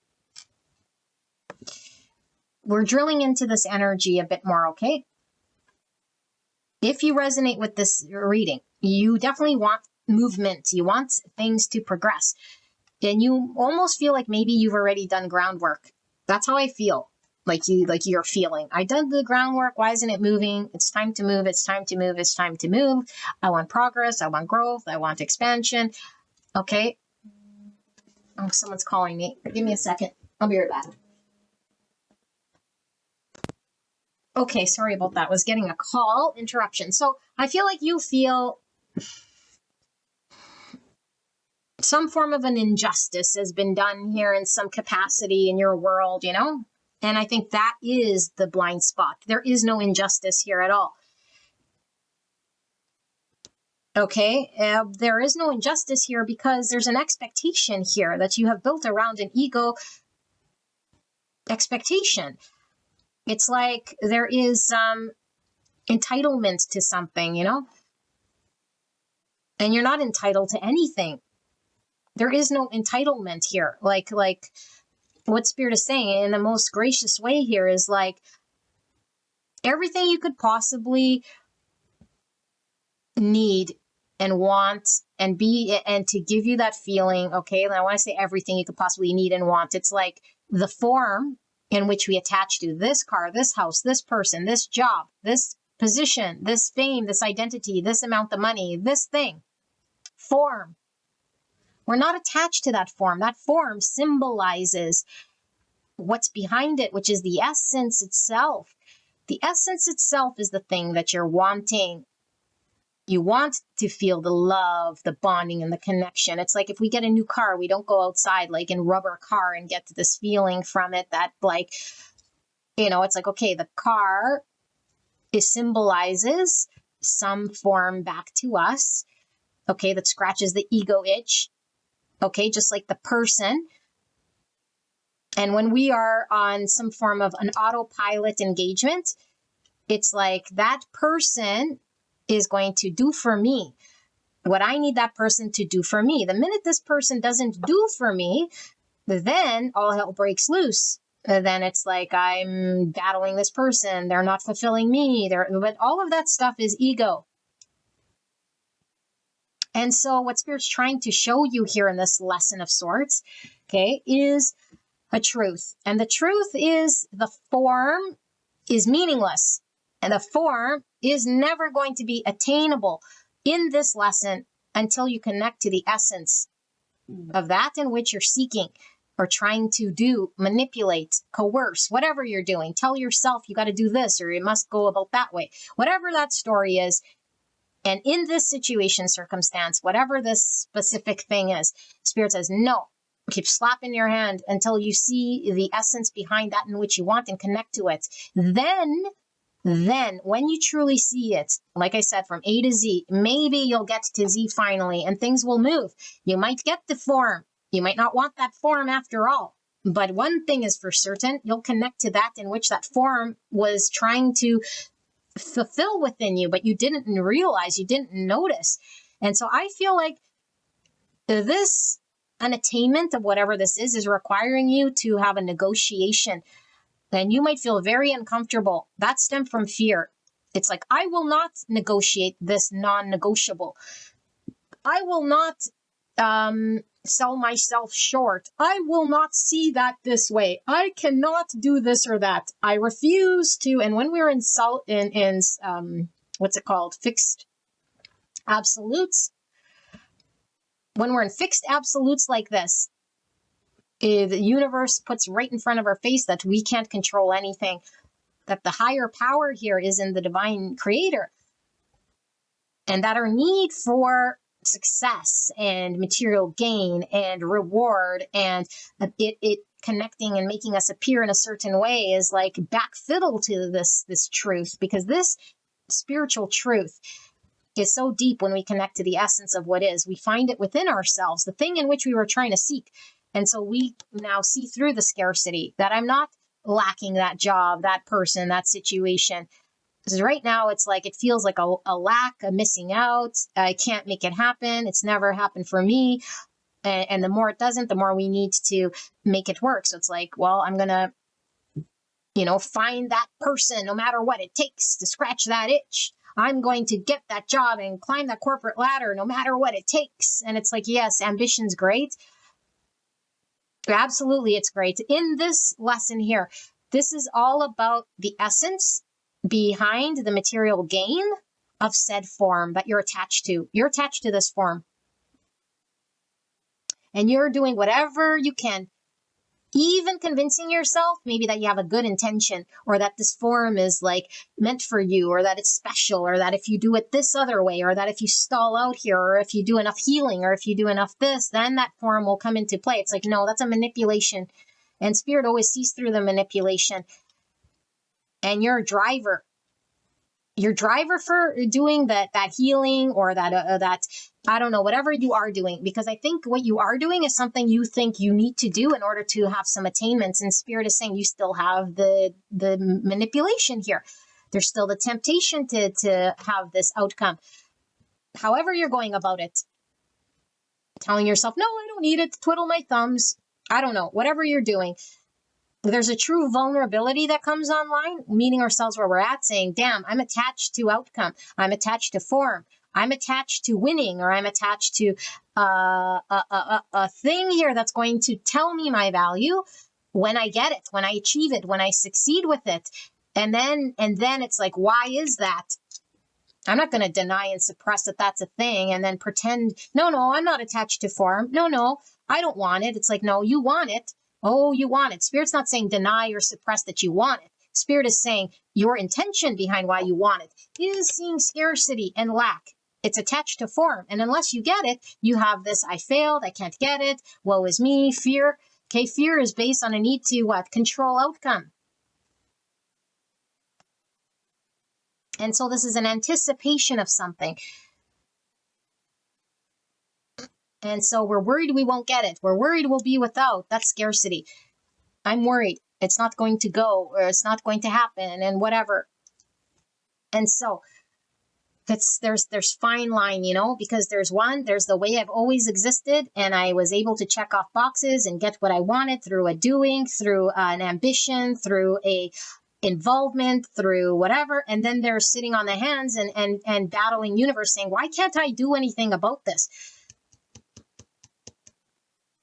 And spirit saying, learn to be in the present moment with there being nothing to do, but everything to sort of do, because it's the present moment. What does that feel like? And so this is not restricting any sort of love, if you will, okay? Because this independent love, this liberated love, look how liberated she is. It's not confining anything to any form or structure. It's like, only if I get this job, this promotion, or that person will I be happy. That's limited. That's restricting. And so Spirit's not saying that you don't deserve that job, that person, that thing. It's not that at all.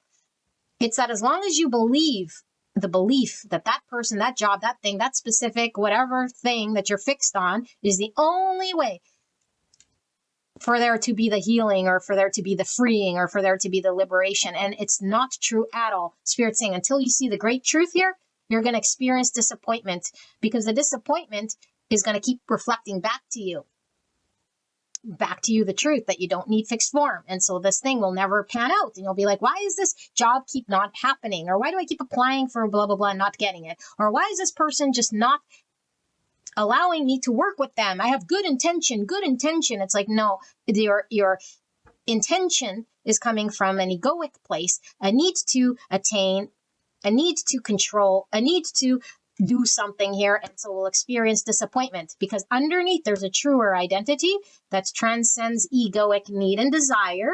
And the true identity is sitting with oneself and reconciling, because we might really identify with the success as our identity and saying, this is my personal achievement, and it's like, well, one is being and one is appearing.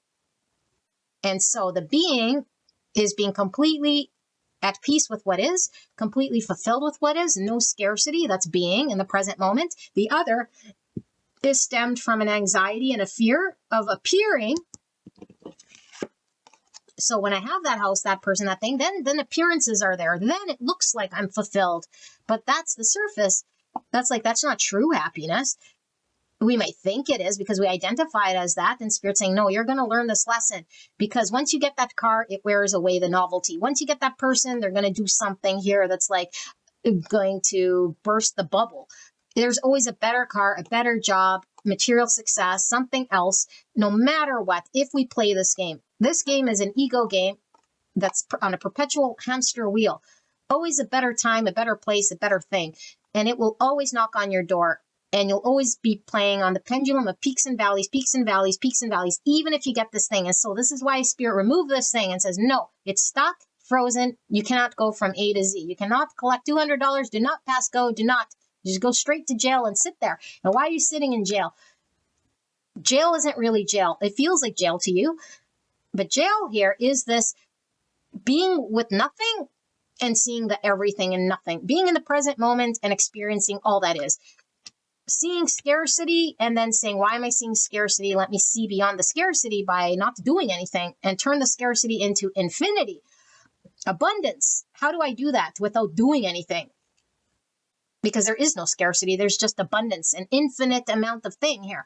But you're not seeing it because the fear is in the way, the need for control. And as long as you're in this mindset, fear, control, outcome, need, scarcity, scarcity, scarcity. And Spirit saying, I am going to show you the truth, my child. Do not lean into ego. And this is why you keep experiencing disappointment. Not because I hate you, not because this thing isn't aligned with you. It's to show you a greater truth beyond the ego, beyond this identity. And you can't bargain with the universal creator and say, no, but for me, give me this gift. But for me, this will be fulfilling. It's like Spirit isn't saying that it's not going to be fulfilling, but it's a superficial fulfillment. And Spirit saying, no, you're going to transcend past this. There is no negotiation. There's just you're not getting it until we shed that which is false. There is no manipulation of energy. There's just a free flow of love of what is until you see the truth. And we're still not seeing the truth, you know? And so there's a dependency on material gains that's driving you. And it's like, if I don't see it, if I don't understand it, if I can't have it in my hands, see, touch, feel, smell it in my five senses, then I'm disappointed, or then I'm without. It's far from the truth. And so your success, and when you'll have movement here, is when you see this and learn this thing. But first we must surrender. First we must see through our own ego. First we must understand that the form that we seek here isn't the happiness. It's just a symbol of that happiness. It's a symbol of what's behind it. And so Spirit's saying, connect to the essence of that in which you need, because it's within you. It's within you. And you're like, well, where do I go and how do I find it? Well, first we need to silence. And you have that spiritual process, dreams, journaling, whatever that was, meditation. It's the spiritual self that comes online. The minute the 3D self wants to run with the ego, that's fear. It wants to do something, chase that thing, apply for that thing, manipulate energy of that thing, do something else. You know, it might even want to meditate for that thing, or wishful affirmation for that thing, but it's still for that thing. And Spirit's saying, no, when you meditate, it must be for the meditation of stillness. It must be to clear, and that's the true surrender. It's like, I'm here to clear whatever this is. I'm here to see the truth. When we're very curious to see the truth, not to attain what we want. When we get to that point, Spirit, I want what I want, but I'm more curious. I'm more wanting to release from this pain, suffering. I'm more wanting the truth. Then we're in a position to do whatever it takes. And whatever it takes here is seeing beyond the veil of the ego and the fears and the identities and the form and the attachment. That's all scarcity. That's going away, because Spirit wants you to have success and momentum, but success based on your inner core, and not success based on appearances and false things and fleeting moments. You know, and you can say, well, no, this thing that I want is a life purpose. It's not fleeting. And it's like, no, it's fleeting because if said thing fell away or didn't work out, you'd be left again in the exact same spot, seeking something else, someone else. It's like, no, there is no seeking. There is none of that. There's just fullness and abundance right here in the present moment. And what is right now is being. And when you're whole and complete with the being that is, truly, then things flow. Then we see the light. Then we've reached a state of enlightenment here. Then it becomes clear. Then we can see. Then we understand. Right now we don't see. We don't understand. We want to argue with it. We want the ego to be right. We want the form to fulfill. And we're clinging to it. Come hell or high water. What can I do? What can I say? Even if it's spiritual, even if it seems like it's for the greatest intention. There's no one here that we're convincing other than trying to manipulate a spirit or a situation to convince ourselves or to convince this thing that we're different or we're doing something here. It's like, it's still the doing. It's still the doing. There is nothing you can do here except for surrender. All right, pile number 3. This is your reading. I hope this helped you. I'll see you at the next one. Bye-bye. Pile number 4, you guys picked the Crow Tarot, and I do suggest you go listen to the intro so that you know what sort of reading this is about, specifically the disclaimer. Okay, so there's no surprises. We're looking at what it is that you're seeing your situation as. So what sort of weight are you giving to this situation? How are you perceiving it versus the truth, the reality, the objective truth of said person, place, or thing? Okay, so Spirit, clear and concise message for beautiful pile number 4. What and how are they seeing this person, place, or thing that they came here about? Situation, circumstance, connection, and their angle of how they understand this thing to be, whatever this is. Clear and concise message for the greatest and highest good of pile number 4. Thank you so much, pile 4, for allowing me to tap into your energy, the energy around you at this time. I'm so blessed to be here doing this reading.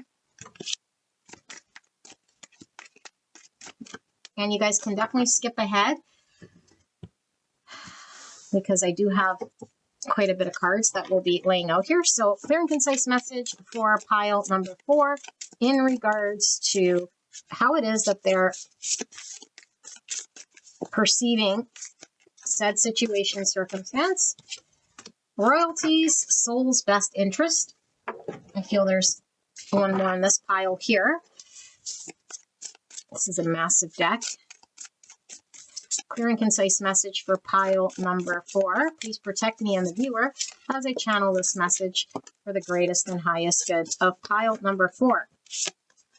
I do feel that there's that one, and that one. Wow. Alrighty. So let's pull some of these. Clear and concise message for the greatest and highest good of pile number 4. How are they seeing and intaking their current situation, circumstance right now?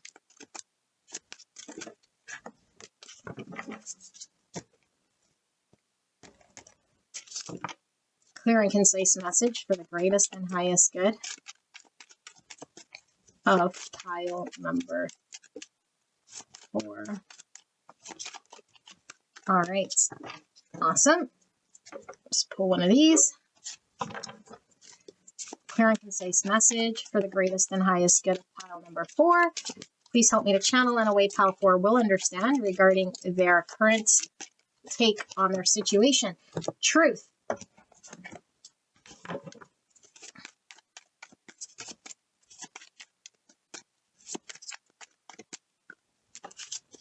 Is that it? That's it. Okay. So let's take a look. We have, the 4 of Cups. All right. And then under that, we have the Fool. Okay. Aquarius energy. And then we have the Moon in reverse. That came out for pile 1. We have the 9 of Swords. It is in reverse. We have the 7 of Wands. It is in reverse. We have the Magician in reverse and the Devil in reverse. Virgo, Gemini, and Capricorn energy. Cancer, Pisces, King of Wands, Aries, Leo, Sagittarius, Page of Wands in reverse. All right. Then we have the soul's best interest. Serves your deepest truth and highest potential, even if it doesn't feel good in the moment. There's truth right here, also revealing itself. 107 and 8. Essence, growth level, straightness, trustworthy, lawful, reality, objectivity, and compassion. Type 8, the challenger, instinctive center between strength and weakness with the shadow self. Royalties, ongoing abundance from a single act of creation, something that is owned to you, reaping the rewards. Oh my goodness. So 180, which is 18 or 9.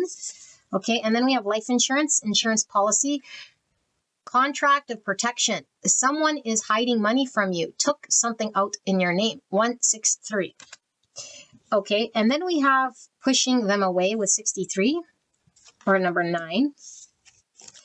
And then we have distancing. Oh, pushing them away, distancing. 23 and 5. Conscious awakening, ego level. Need for understanding, emotional withdrawal, disassociation, fear of intrusion, feeling of emptiness, knowledge dependence. Type 5, the observer, thinking center between interior and exterior with the authentic self-expression here, the throat chakra. We have playful roaster, 228. Playful roasts you with love, not cruelty. Lovingly teases others, flirty and friendly. Okay. And then we have sleeper threat. Appears harmless or passive, but has hidden strength or impact. People don't see coming. 211, or the number 4. Declaration of love. Opening one's heart. Feelings revealing. Feelings is revealing. Romantic message, love words, expressing love, unveiling one's love. Type 6, the loyalist, thinking center between mistrust and trust. 87.6 with the gold, which is higher self. And we have early retirement, 144, or the number 9, getting to live out their days in freedom. Nice nest egg, investing smartly for the future, wise choices. And then finally we have intrusion, which I felt we had intrusion somewhere here. Fear of intrusion and intrusion. 59, fundamental injury, stress level, number 5. Trespassing, invasion, assault, abuse, break-in, disrespect. Type 5, the observer, thinking center between interior and exterior. Okay, let me sit here with this energy. I am going to pause it and get some water, and I'll be right back, okay? All right, pile number 4. I took a long break, and now I'm coming back here to your reading. So how your connecting to whatever this thing is here. Let's get your signs first of all, and then we'll get into your channeled message. So we have Leo and Aquarius, Virgo and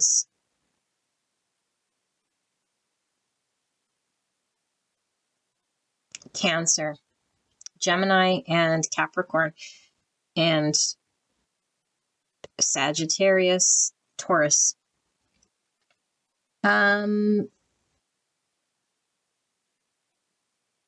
Yeah.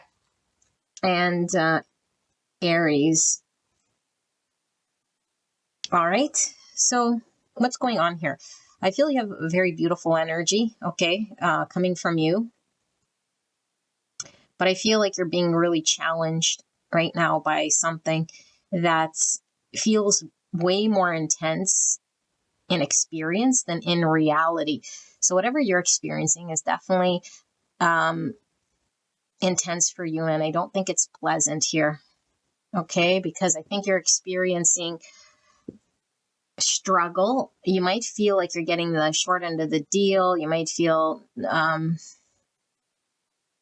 unacknowledged in a way, or pushed out, or rejected, or discouraged. Okay, and so obviously no one likes to feel this way at all, right? Because that tells us something. But I feel like there is no reasoning for why. I mean, there is a reason, and I'm going to give to you, but in your mind, there's no reasoning why what you are experiencing is having to be experienced by you. It's like, why am I on the outside of this thing? Why is it that this thing, this opportunity, this desire, or this goal, this vision, this desire for a manifestation here isn't happening? It almost feels like a divine intervention, but at the same time, it feels like divine persuasion. And so it's like divine persuasion, meaning you know that there's something here that is like calling to you to involve yourself with. And then at the same time, it's just at an arm's distance, keeping you away from partaking and enjoying. And so it's like a double message here, and that could be very, very confusing.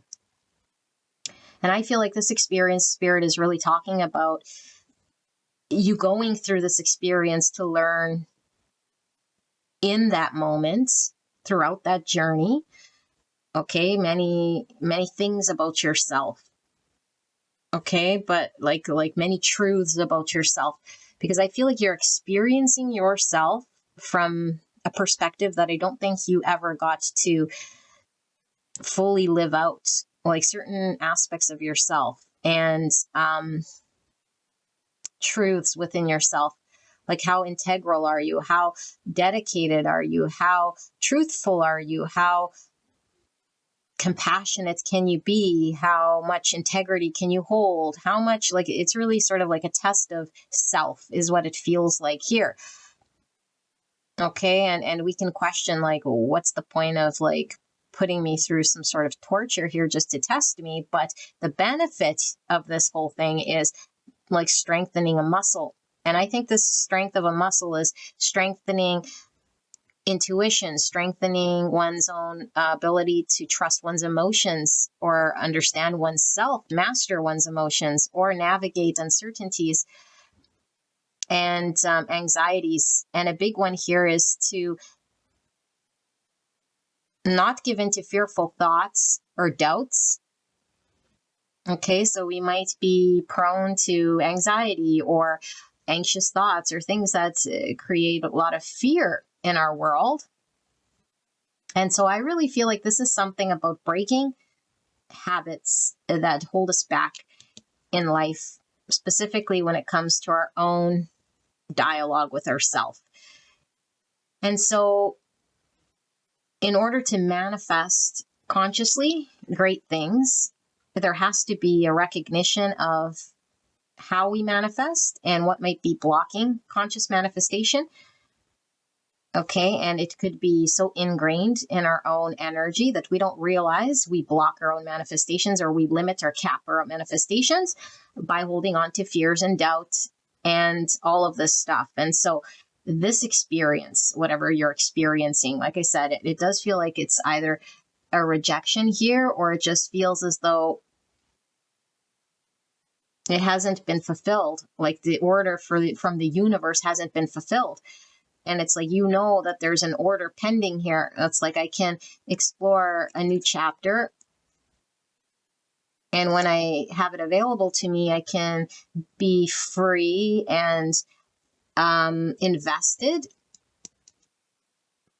in like engaging and building like a future and a vision and a confidence that comes with this.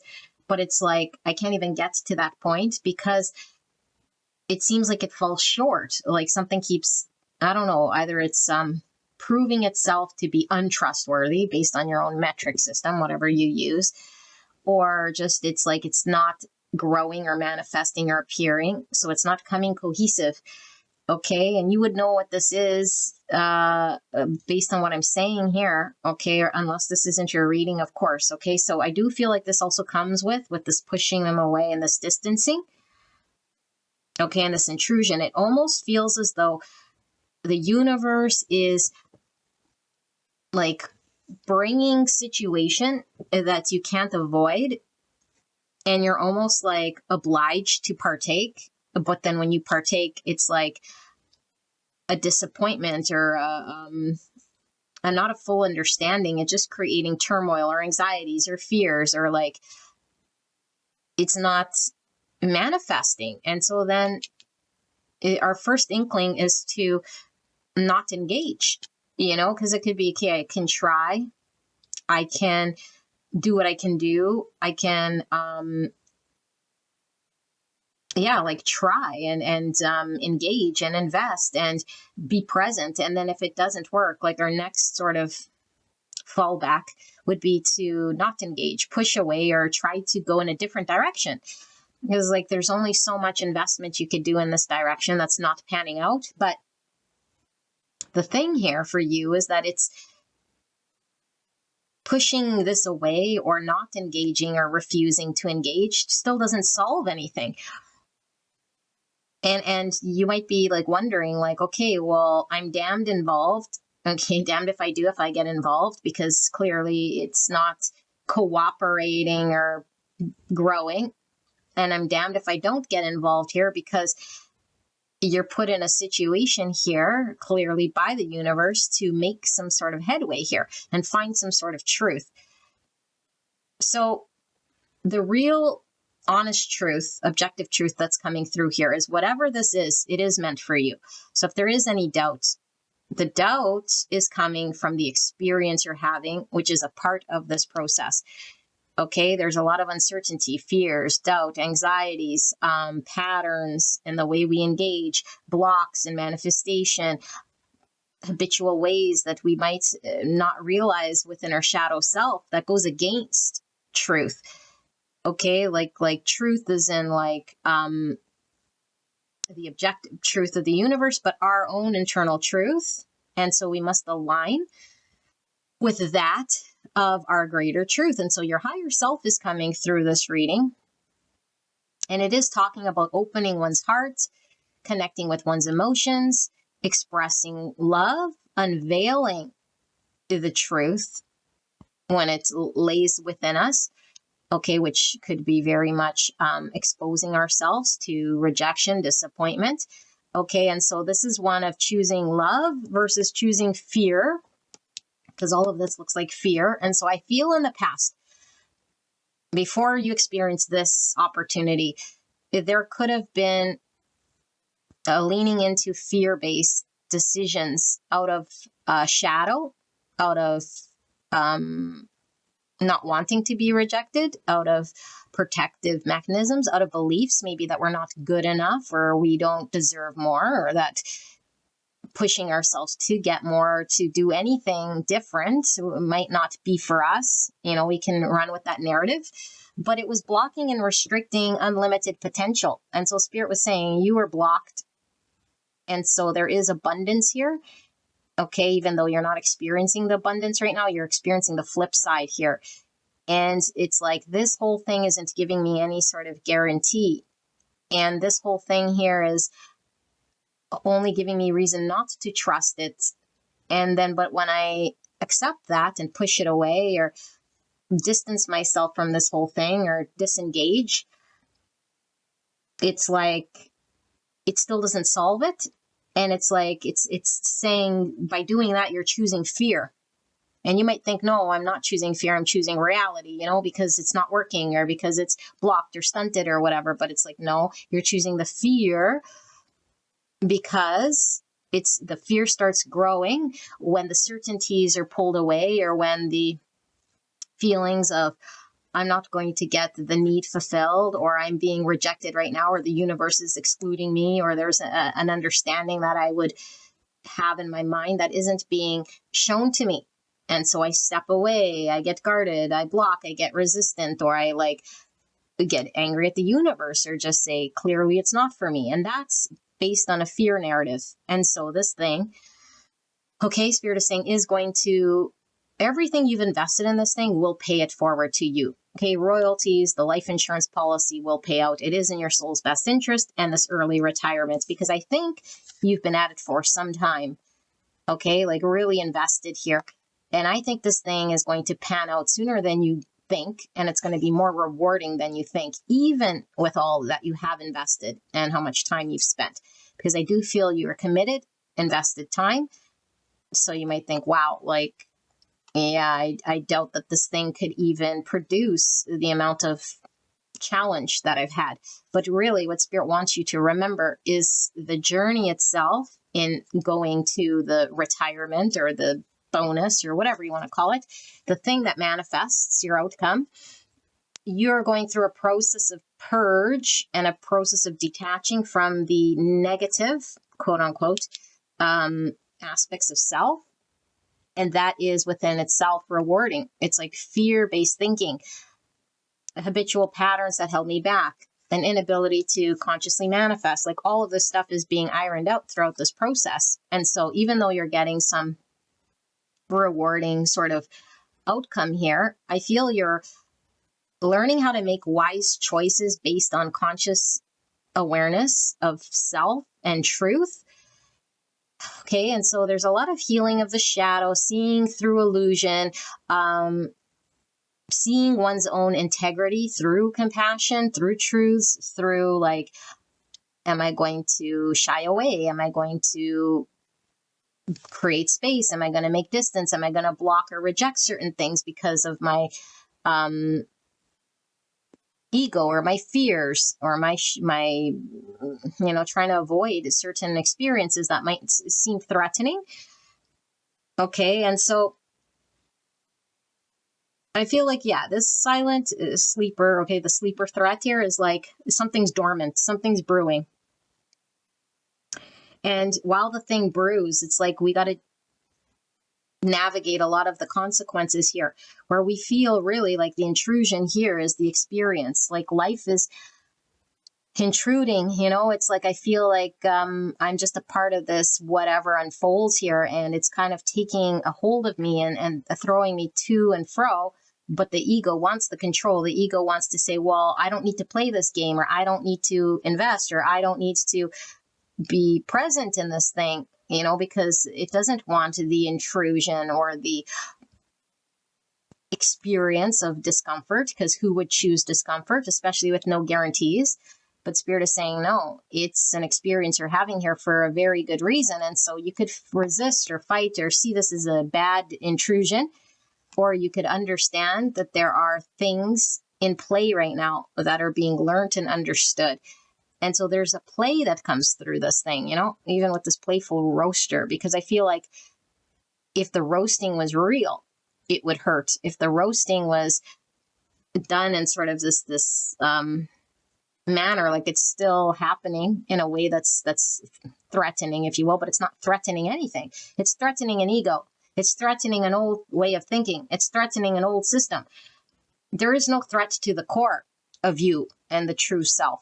Okay, and that's what Spirit wants you to know, is like this experience is for your greater, higher good. Your higher self wants you aligned with the highest potential. There's greater truths than that in which you've experienced.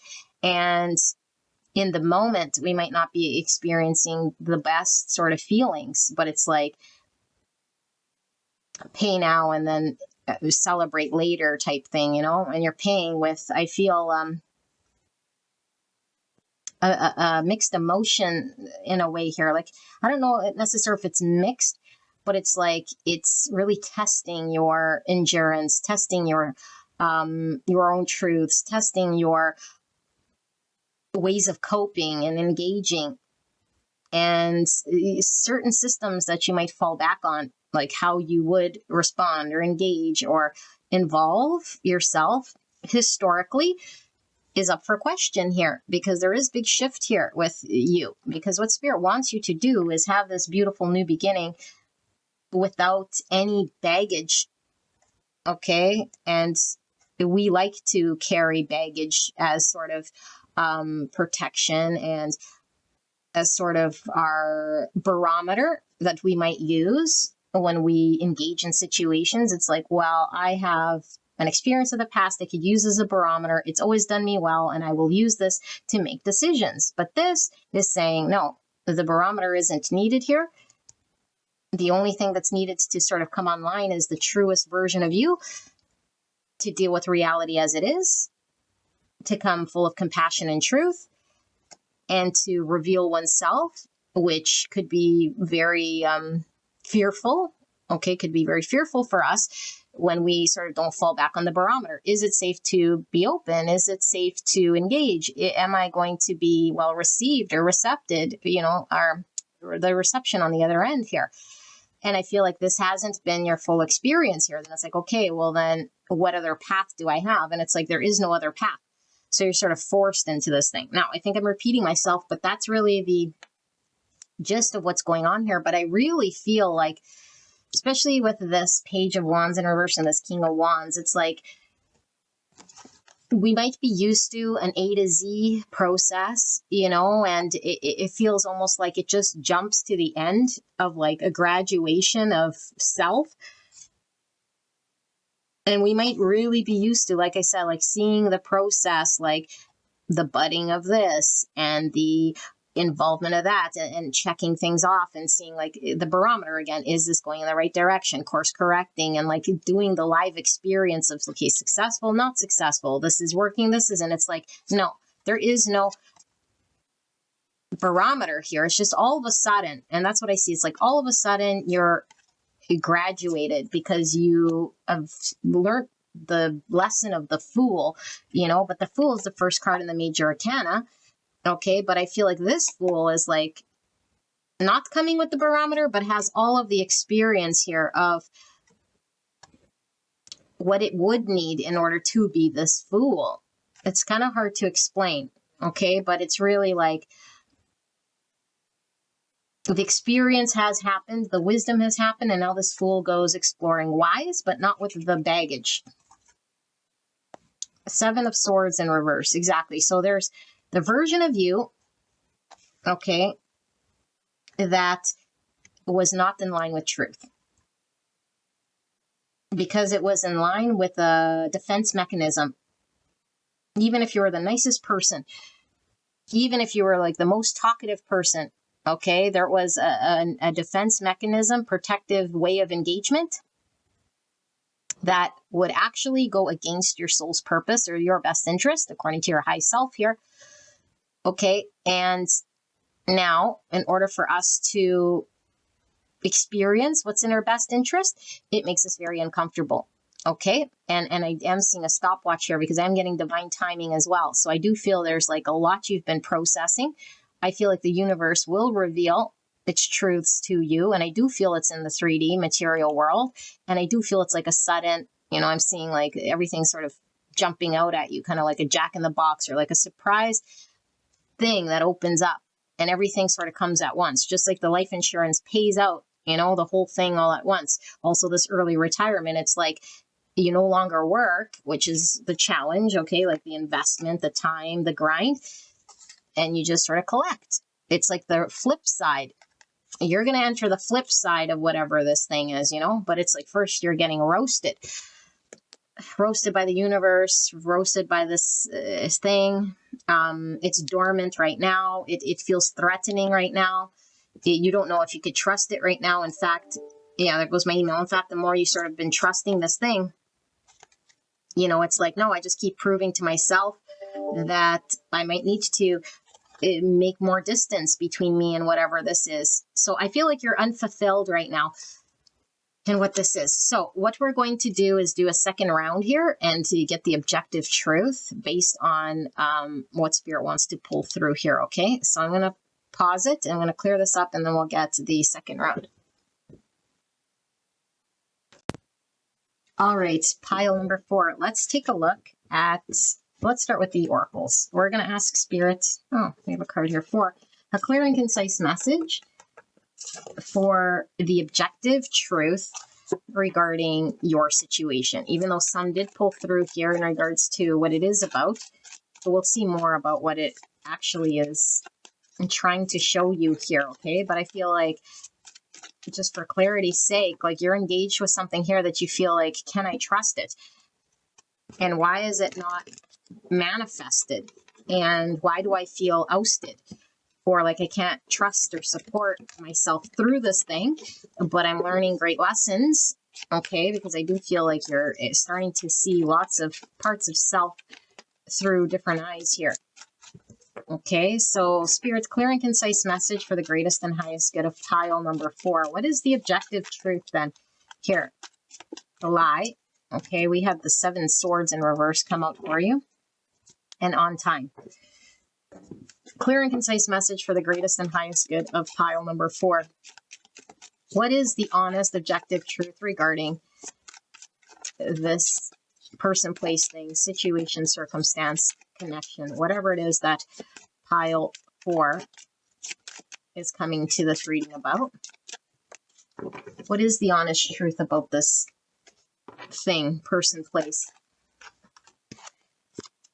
So we have autism and ignorance showing itself. I do feel there's one more here. So we have the blue, which is authentic self-expression, the throat chakra. Spirit, what is the honest truth? What is the objective truth about what's going on here? Okay, and then we'll pull some of these.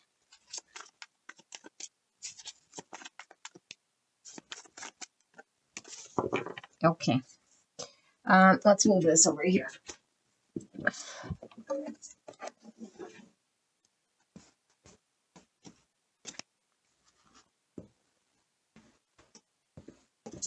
All right, so clear and concise message for the greatest and highest good of pile number 4, Spirit. What is the honest truth regarding this situation, circumstance, person, place, or thing for pile 4? But pile 4 isn't yet fully connecting to or experiencing.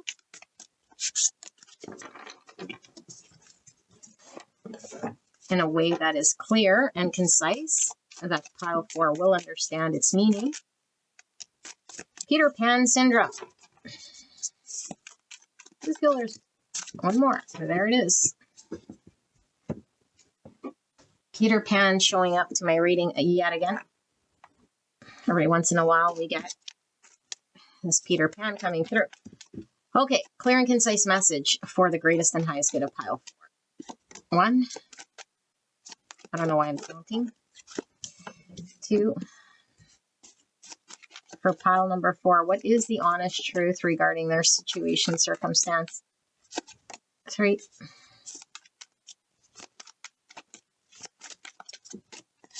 4, 5, 6. I don't know why I'm counting. We do have autism here. I don't know if there's something to do with counting, but I've never counted cards as I put them down. That's very weird. Okay, not weird, just out of the norm. Empress and Queen of Swords. Okay, so we have Taurus, Libra, and Gemini, Libra, Aquarius.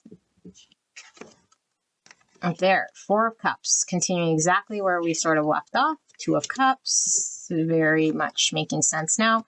Page of Pentacles in reverse. Clarifying this Knight of Pentacles in reverse. Strength in reverse. Leo energy. And the Five of Pentacles in reverse. And then we have the Seven Swords coming out again in reverse. Yikes. And then we have the Star in reverse. Aquarius energy. Okay, so we have lie, 48 and 3. Manipulation, cunning, secret, deceit, trickery, imposture. Type 3, the achiever, emotional center between appearance and authenticity with the solar plexus. And then we have temporality with 15. Ego level, on time, perfect timing, at maturity, well timed, right time, spot on time, accurate timing. Type 6, the loyalist, thinking center between mistrust and trust. Okay, and then we have autism with 59 and 5. Turning inward, schizophrenia, isolation, distance, introversion, and confinement. Type 5, the observer, thinking center between interior and exterior. And then we have ignorance, okay, 23 and 5 with avoidance, ego level, intellectual disability, lack of culture, nothingness, interior void, uneducation, and social engagement. Type 5, the observer, thinking center between interior and exterior. These two are very connected here. Okay, and then we have Peter Pan syndrome. Resist growing up, fear of aging, avoids responsibility, commitment, or emotional maturity. 190. Okay, so that is the number 10. And then we have jilted, 84. Suddenly rejected or abandoned. That's this. Left without warning, betrayed emotionally, unfulfilled promises. 84, or the number 12. Okay, and then we have transplant, 230, which is 23, or the number 5. Giving and receiving, vital organs or blessings, life-saving procedure, moving from one place to another. Wow.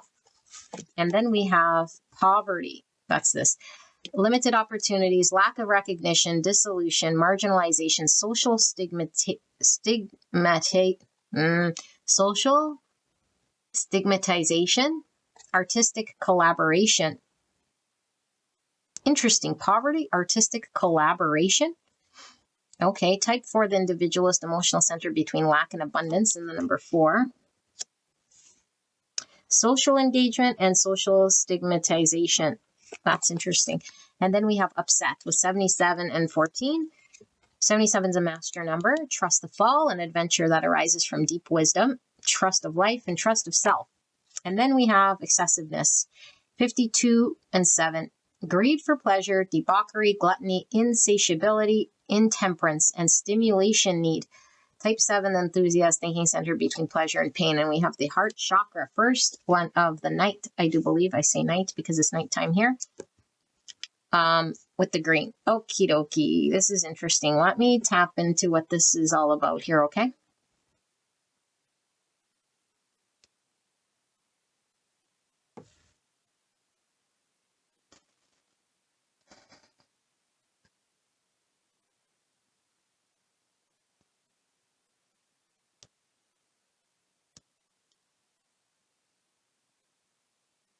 Okay, pile number 4. What a fascinating reading here.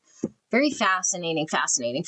So I'm going to get the signs here on this round. Okay, so we have Taurus, Libra, Gemini, Libra, Aquarius, more Aquarius, Leo, and Taurus, Libra, Gemini, Capricorn, Taurus, and Sagittarius, Cancer, and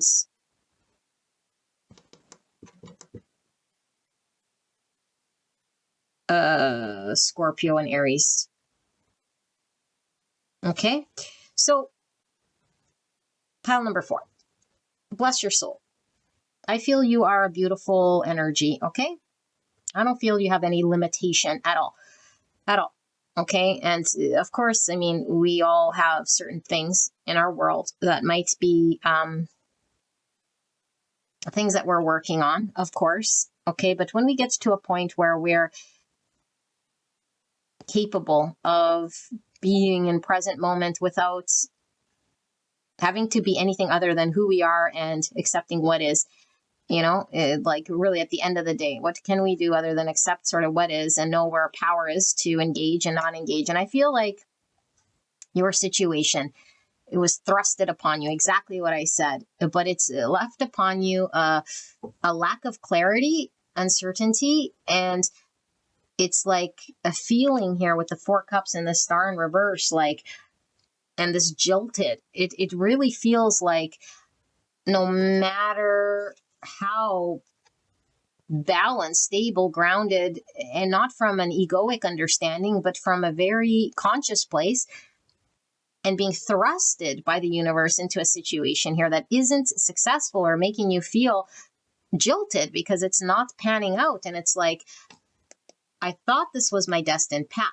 or I thought that spirit had my back here in a way because there was something that was aligned for me or having to play out. And it's like, how do I break up with this understanding that has been shown to me? Because the Empress is all the queens, okay? So she is highly intuitive. So she knows, and with her intuition, it was like there was a purpose plan here.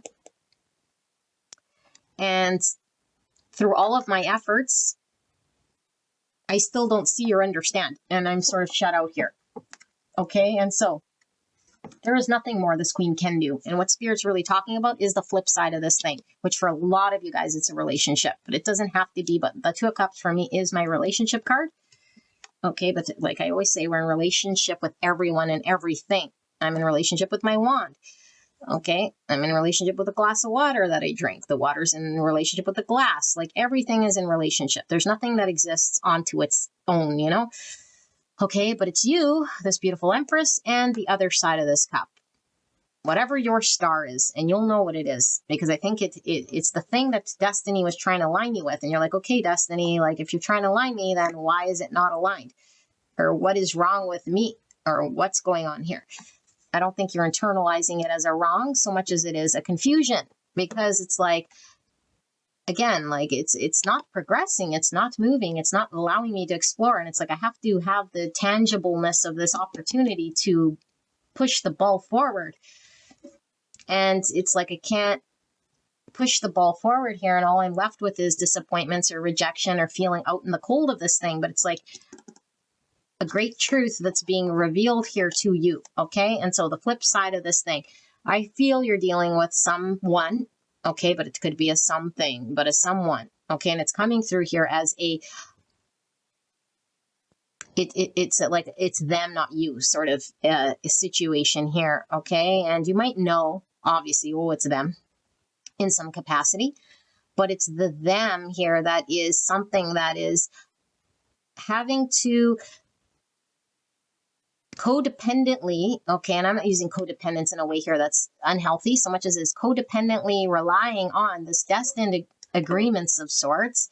Okay, there's a purpose here for however this thing is going down, because this person is needing the life force energy. Okay, now this isn't a vampiric saying let someone suck your energy dry, because they need your energy. Okay, but this person needs your existence, or this situation needs your existence. And it's like this by design, because this transplant, okay, has so much symbolism here to me, because I feel like you're the heart of the matter here. I feel it is matters of the heart, but I feel like there's a purpose here to give life to something here. It's like the core, the life purpose, okay? It's like the blessing, it's the life-saving energy that you come with. Okay, and so only you can instill this thing with life force energy. But why then is it disjointed? And Spirit is saying because time's involved, other people and situations, circumstances here. There's a lot of things outside of our control. There is a lot that is having to be ironed out, and so the timing here is specific to a certain degree here that needs to unfold exactly as it does, just like a transplant. It needs to be precise, and it needs to be all sorts of factors: the blood type, the sizing, the you know, like I'm talking about literal heart transplant, but it's like the same way you can apply it metaphorically to a situation, because things have to fit together or else there's a rejection. Okay, like you know how after when the heart transplant happens, it's like there's a period of time where the body has to accept this thing, otherwise it rejects it. And then it's like, well, we waited for a transplant, a heart, for who knows how long. And so this procedure has to be next to perfect in order for the body not to reject it. And so there is why this is very much something that can only happen during maturation when the timing is right. Okay, like spot on here. And I feel like what you're really experiencing here is the flip side, seeing something here. Again, because what you are seeing with your own eyes here is like a dying patient, a need for a transplant, like not knowing like, so what is the purpose here, and how is my involvement here? And you're like the healthy heart. You're ready to give your heart. You're ready to contribute. You're ready to do whatever you need to do here. But it's like you go to the hospital saying, here's my heart, it's healthy. And they're like, no. And you're like, what do you mean no?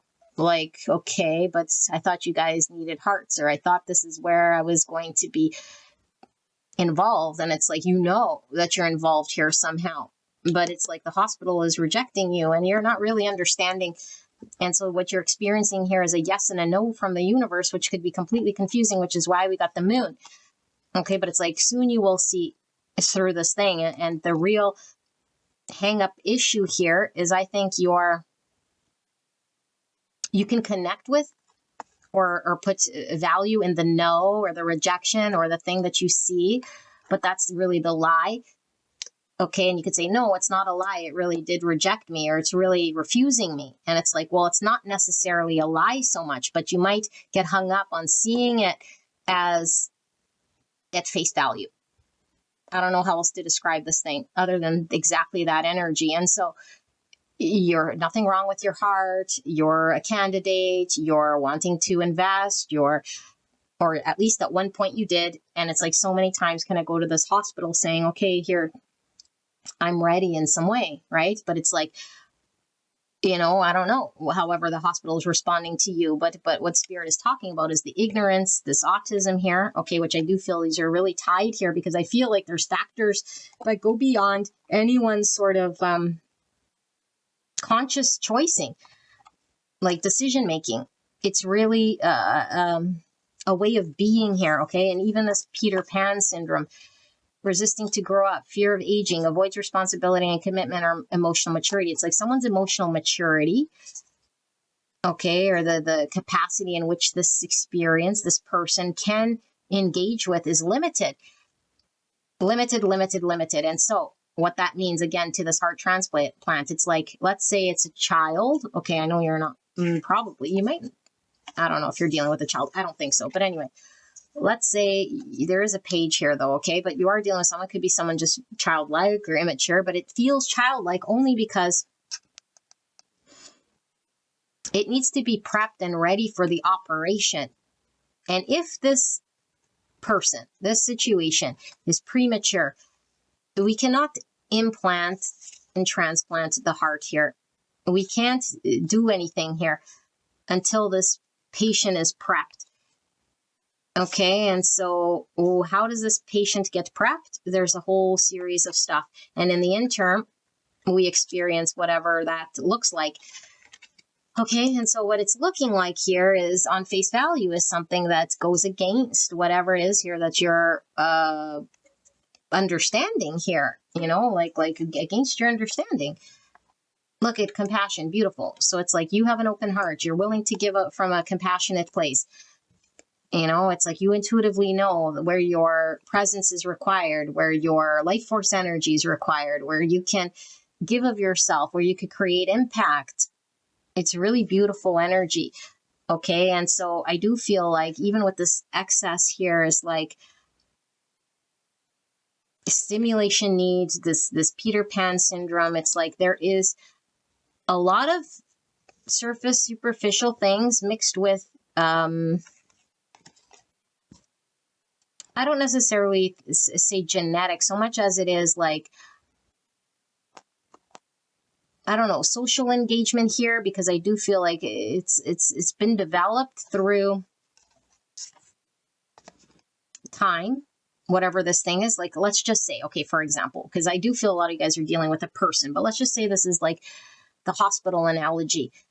It's like where this hospital was located, the staff that had hired, and like if you were going there knowing that there was a greater truth, that you were there to like volunteer or give like your heart, or what's it called, donor. Okay, and it's like for the highest good. It's like, what hospital would ever turn down any sort of donate? No, don't get me wrong. You're not giving of your heart and then you're not going to have a heart and you're going to die. Okay. It's not that at all. But it's like whatever you are investing here, it's like a no-brainer. It's like gold. Okay. It's gold. It's gold. And when the hospital doesn't get it, it's like, because the hospital is like hired high school children or like amateurs, or like it's just opened up and it's like more focused on like the paint on the walls, or like it has its priorities all fucked up. And it's like there's a whole bunch of things over here, okay, that have nothing to do with you. Okay, but I feel like your intention here is still gold and is still very valid, and you are still being called by the universe. But it's like saying, hey, the timing will come. Hey, this truth will be revealed, but it's outside of your hands, because this hospital needs to get their shit together. Okay, now if you're dealing with a person, could be somebody here who really is emotionally too immature, you know, who has an inability to like mentally grasp anything, and might be like making emotional decisions here out of immaturity, you know, and like immediate gratification of what's in the moment. And so if this person needs like a heart transplant, they're like, oh, but this place was like celebrating and like offering free food and drinks, and so I went there. But it's like, yeah, but you were scheduled for an operation. Like the priorities all fucked up here. I can't even stress, okay? And there could be angles of all this for all of you guys. Like I said, there's ignorance here. What's ignorance? Ignorance is literally a not knowing, okay? It's not malintent. Ignorance is just a not knowing. It's like when we don't have a full understanding. We're just ignorant. And we have an intellectual disability, okay? And so we could genetically have this whole thing here. Now, uneducation, so we were just uneducated. Okay, but social engagement could certainly be like, I haven't been involved or exposed in certain knowings, and so I'm limited. And there's a lot of this sort of inability to jive. Okay, and then I feel like what is experienced here is disappointments. So there's limited opportunity. There's a lot of this like disconnect and disappointment, okay? And so I feel it's so challenging for you, you know? You're like the parent or the person who understands on a greater level something here, and it's like, how can we not feel betrayed, or how can we not feel, you know, especially if you're getting called by the universe here and a knowing, and it's like it can't manifest. It's like, oh, where do I go from here then, Spirit? What do I do? You know, and Spirit's clear message here is there is nothing you can do at the end of the day, because the greatest thing you will do, and you are right, you are doing, but the timing has to pan out exact, and everything else on the other side of the factor must figure itself out here. And you can either watch it closely and be super mega disappointed and experience lack and ups and downs or whatever, or you could just trust, you know, trust in the unfoldment here, and not feed that it is just one big lie or one big trick or one big disappointment, or completely lose hope and stick to certainties or anything like this, you know. And your life isn't like some martyr thing. Okay, so the Spirit wants you to know this, because remember, in the first thing we saw everything coming at once with the life insurance and the early retirement and like that book opening up with all that material abundance, okay? And so you're not just like saving someone's life here so much as the universe rewarding you for saving someone's life. I do feel it's like life-saving. However, it does come out, maybe we've really saved someone from going down some really dark path. Okay, or just our involvement in something provides light and clarity wherever it was distorted in truths, and you're bringing clarity and light and love and compassion and life force energy, because I don't know what else to say here. It's really allowing there to be growth.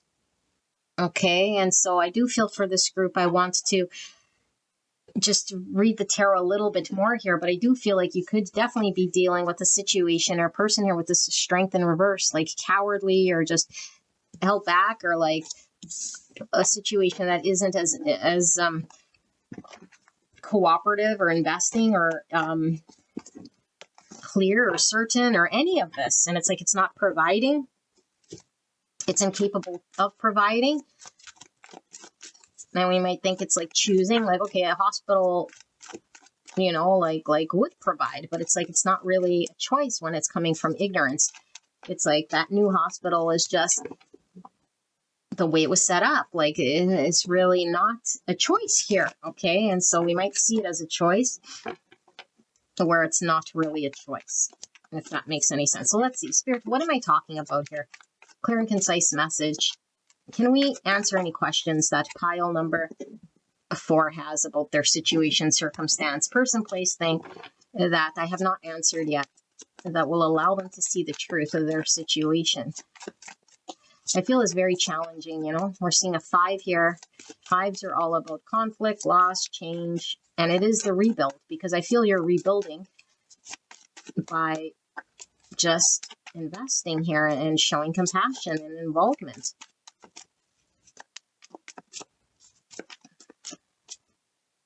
Okay, clear and concise message, but even this giving and receiving, it's like, why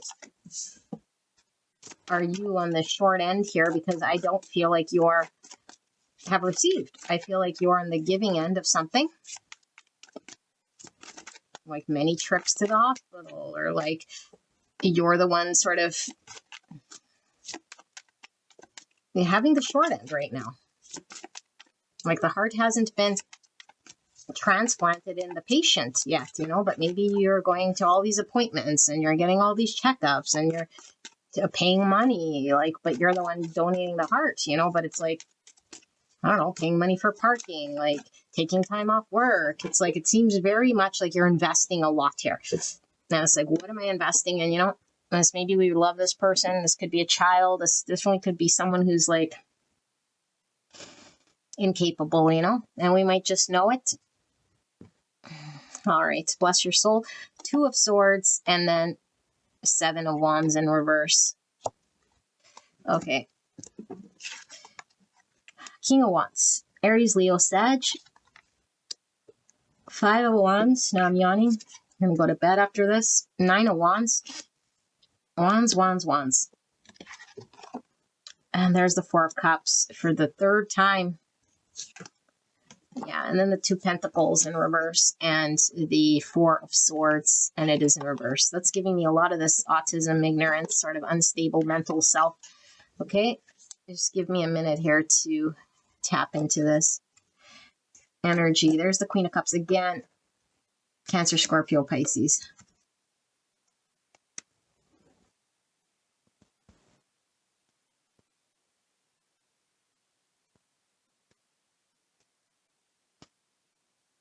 Okay, pile number 4. I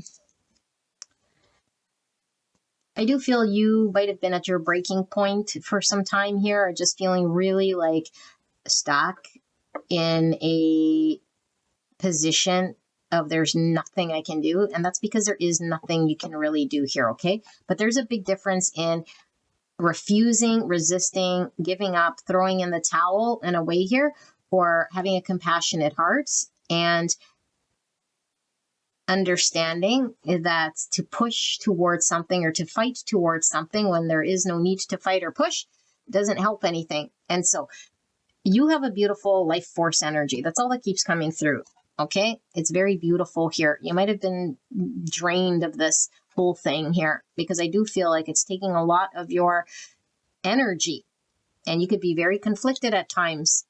Like, what is the point? And if I am doing something that is purposeful and meaningful, then why would I get contradicting messages from the universe that are putting me at stalemates or not allowing me to move or fight towards things and feel contradictory to me? And so you could be guarded, you know, you could be definitely guarded, and there's nothing wrong with being guarded. Okay. But like I said, the universe is saying, like, there is nothing here to guard yourself of, but there's also nothing here that you can sort of press towards. So the only thing really is, like, there doesn't need to be a guard because there is no real rejection. Okay, there really isn't a rejection. Even though we're not experiencing the blessing from the universe, we might feel like said situation is not approving.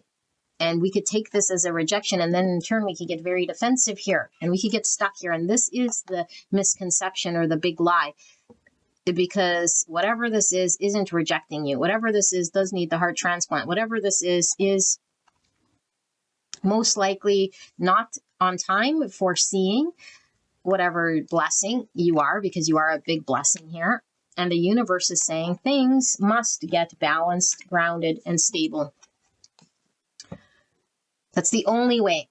For a patient to get a transplant, they have to be in the right energy.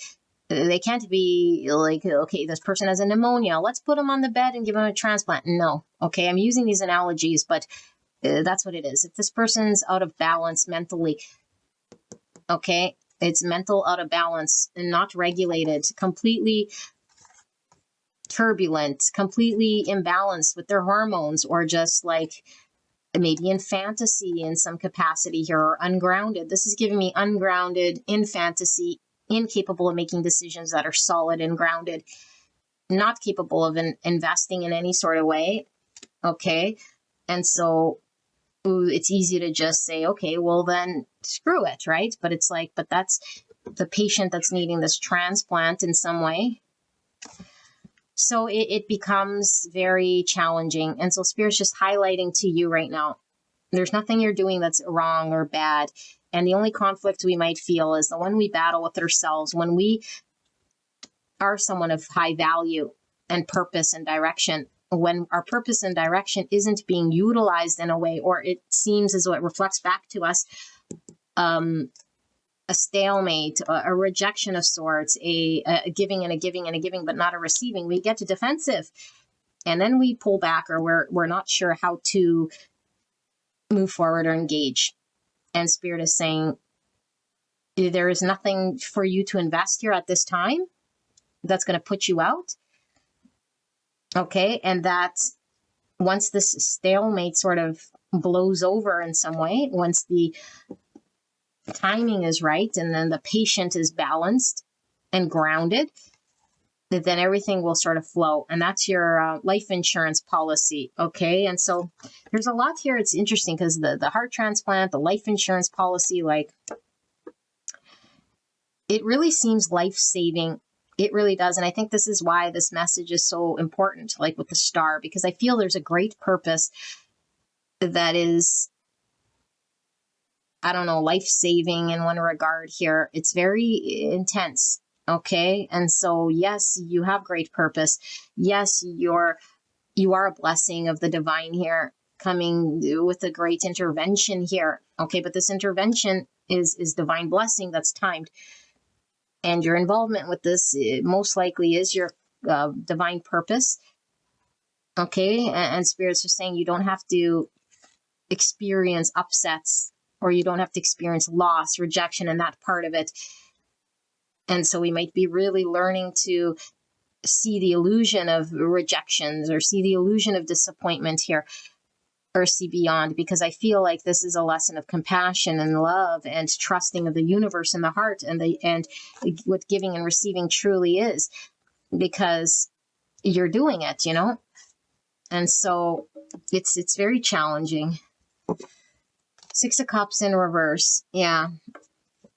It really is like a soul contract here, or soul bond, you know? It's like I've committed myself to the greatest and highest good of this, for the situation person, okay, or this thing. And I feel you're very, very tied to this thing. So just allow, you know, allow and understand that whatever you are feeling, you're justified in feeling, but you don't have to buy the lie, or you don't have to feed that understanding that you have, because there is no need to be defensive here.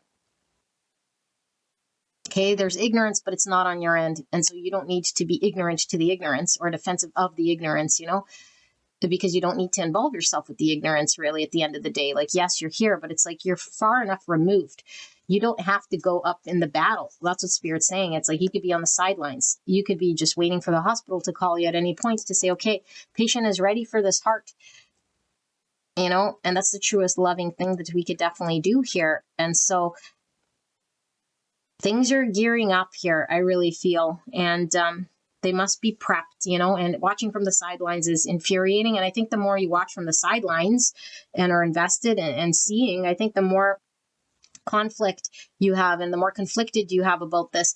Because it's like, if I'm ready to give a heart here and this patient is like out running marathons and like walking in like rainstorms and getting pneumonias and like doing things here that's like going against this, then I'll be like, well, why would I even give of this heart, you know? But it's Spirit is saying, like, the life-saving here is about the soul contract, and it goes so deep that this person could be in this sort of mode of poverty and sabotage out of an ignorance and out of being in that position of even needing the heart.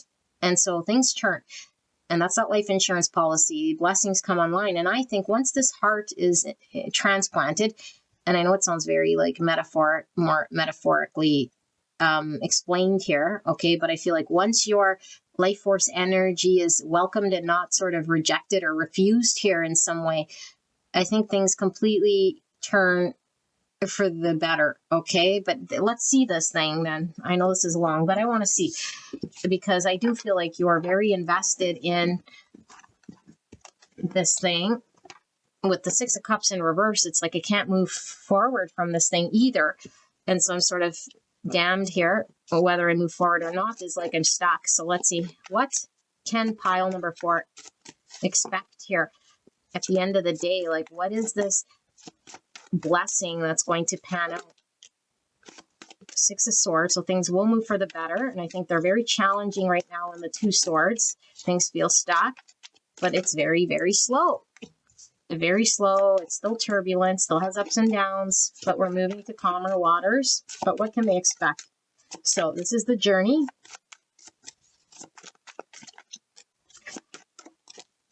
The Hangman in reverse. So our understanding of what we have of this thing. 4 of Cups for the frickin' 50th time. 7 Swords, now crossing the Knight of Swords in the reverse. I'm going to leave these over here, but I will read them. 6 of Wands, that's the victory card. And then we have the 8 of Wands in reverse.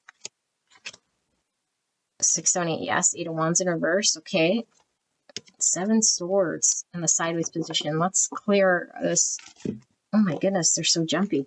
Let's clear this spread. So Spirit, what can pile 4 look forward to here in regards to how does this turn? Where is this all leading to? What can they expect? 4 of Wands.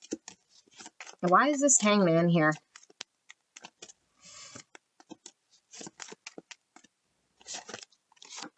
Death. Wow, massive transformation. And then finally, why is this 4 of Cups here? The 4 of Cups that keeps showing up. It's like the universe has a great blessing here. The Sun in reverse. Yes. Wow. Wow, wow, wow, wow, wow. And then the Hermit. Okay. And under the Hermit, we have the 9 of Pentacles in reverse. My back is hurting. There's the Sun here. Okay. So we have Virgo, Leo, Pisces, Scorpio. And yeah. And that's it. So just give me a minute here so I could sit with this energy. And then the Lovers, you guys, under that Gemini. Oh my goodness. Okay.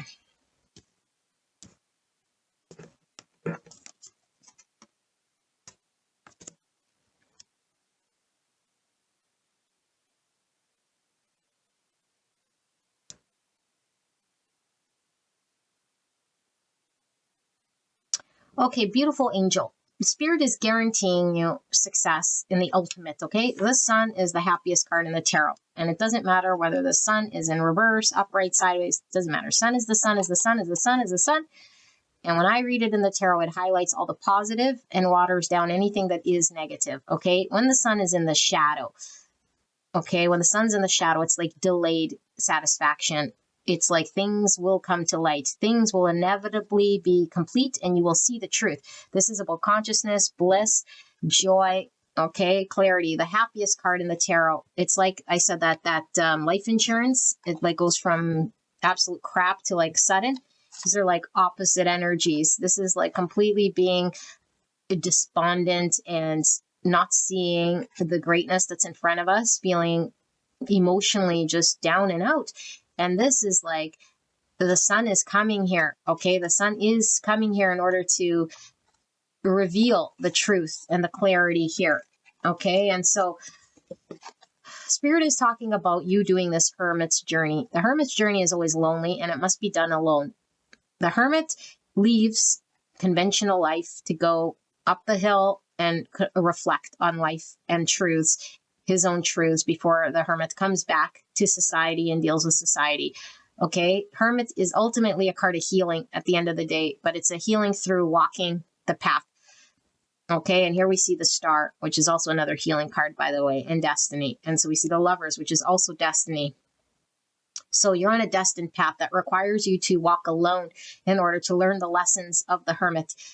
Okay, and so the lessons of the Hermit are required. That's part of your destined path here.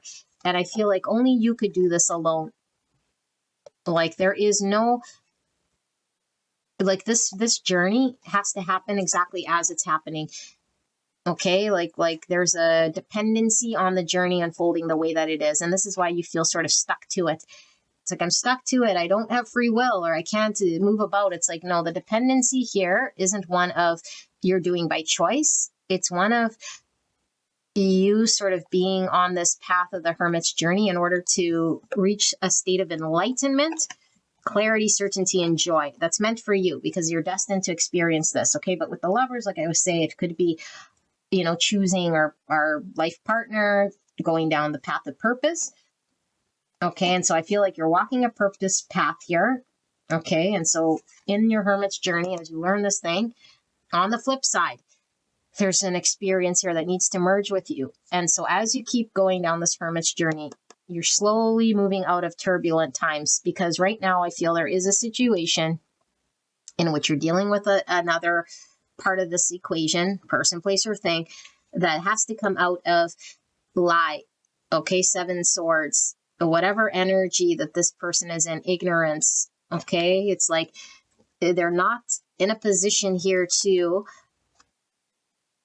engage. This is like withdrawing, okay? And we saw the Strength in reverse. It's like too weak, too cowardly, doesn't confront, isn't being honest here, okay? Might still be sort of wrapped up in sort of the surface of winning, personal victory and how they look, or what a personal victory might look like here. Okay, but Spirit is talking about there being a success here. Okay, but I feel like this feels very stuck, and it feels like there's a block to communication, there's a block to movement, there's a block to merge.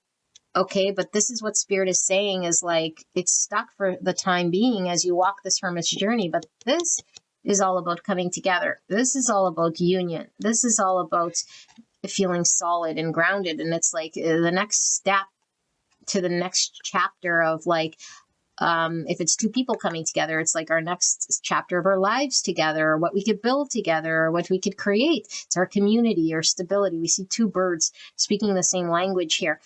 Okay. And so I feel like what Spirit is talking about is we're moving towards this.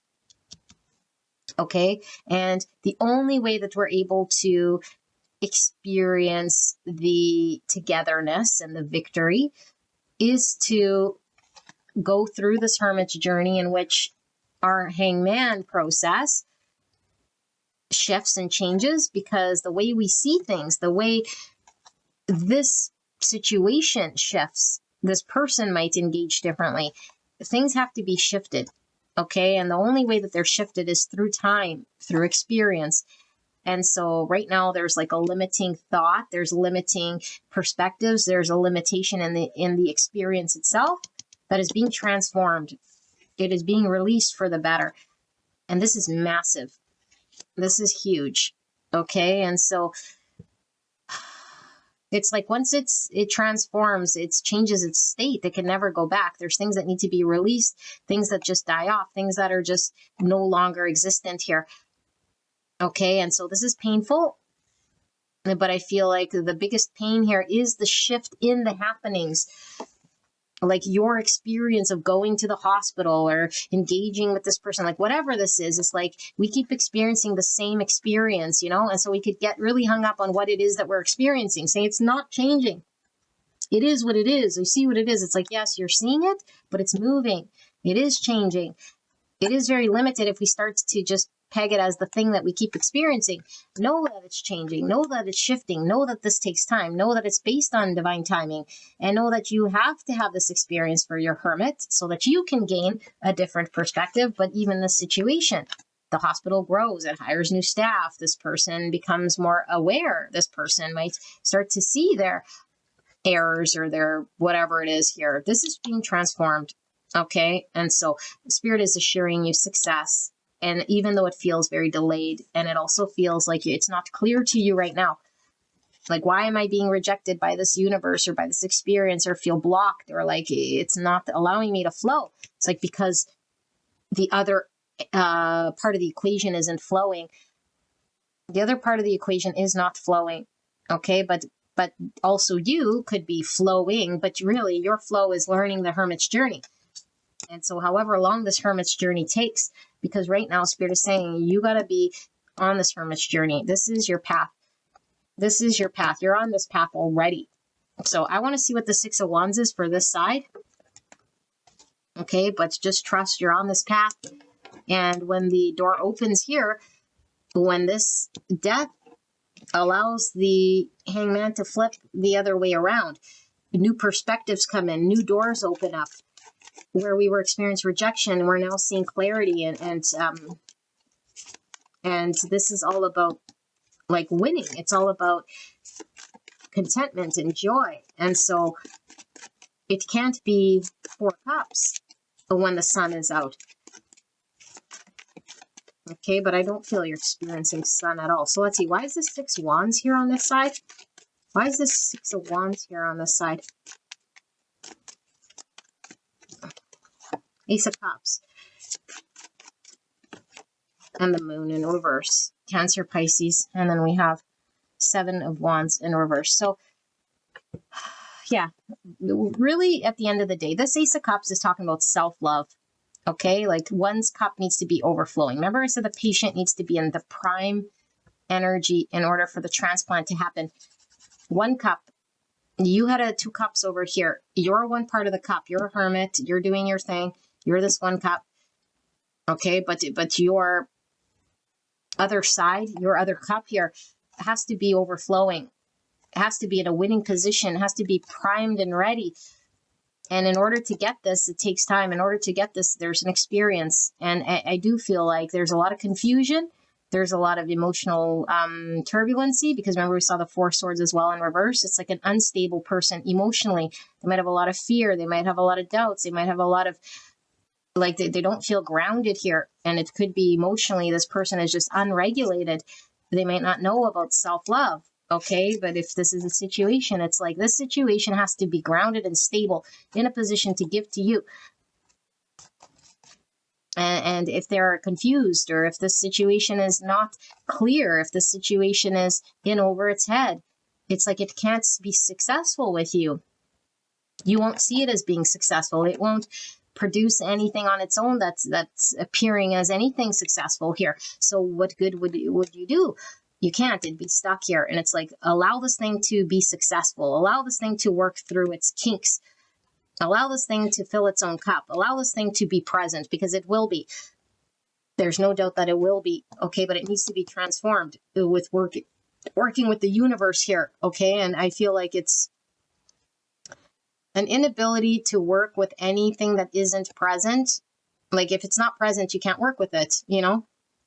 And right now it could be in form present, but energetically it's not in the right energetic state to be engaged with.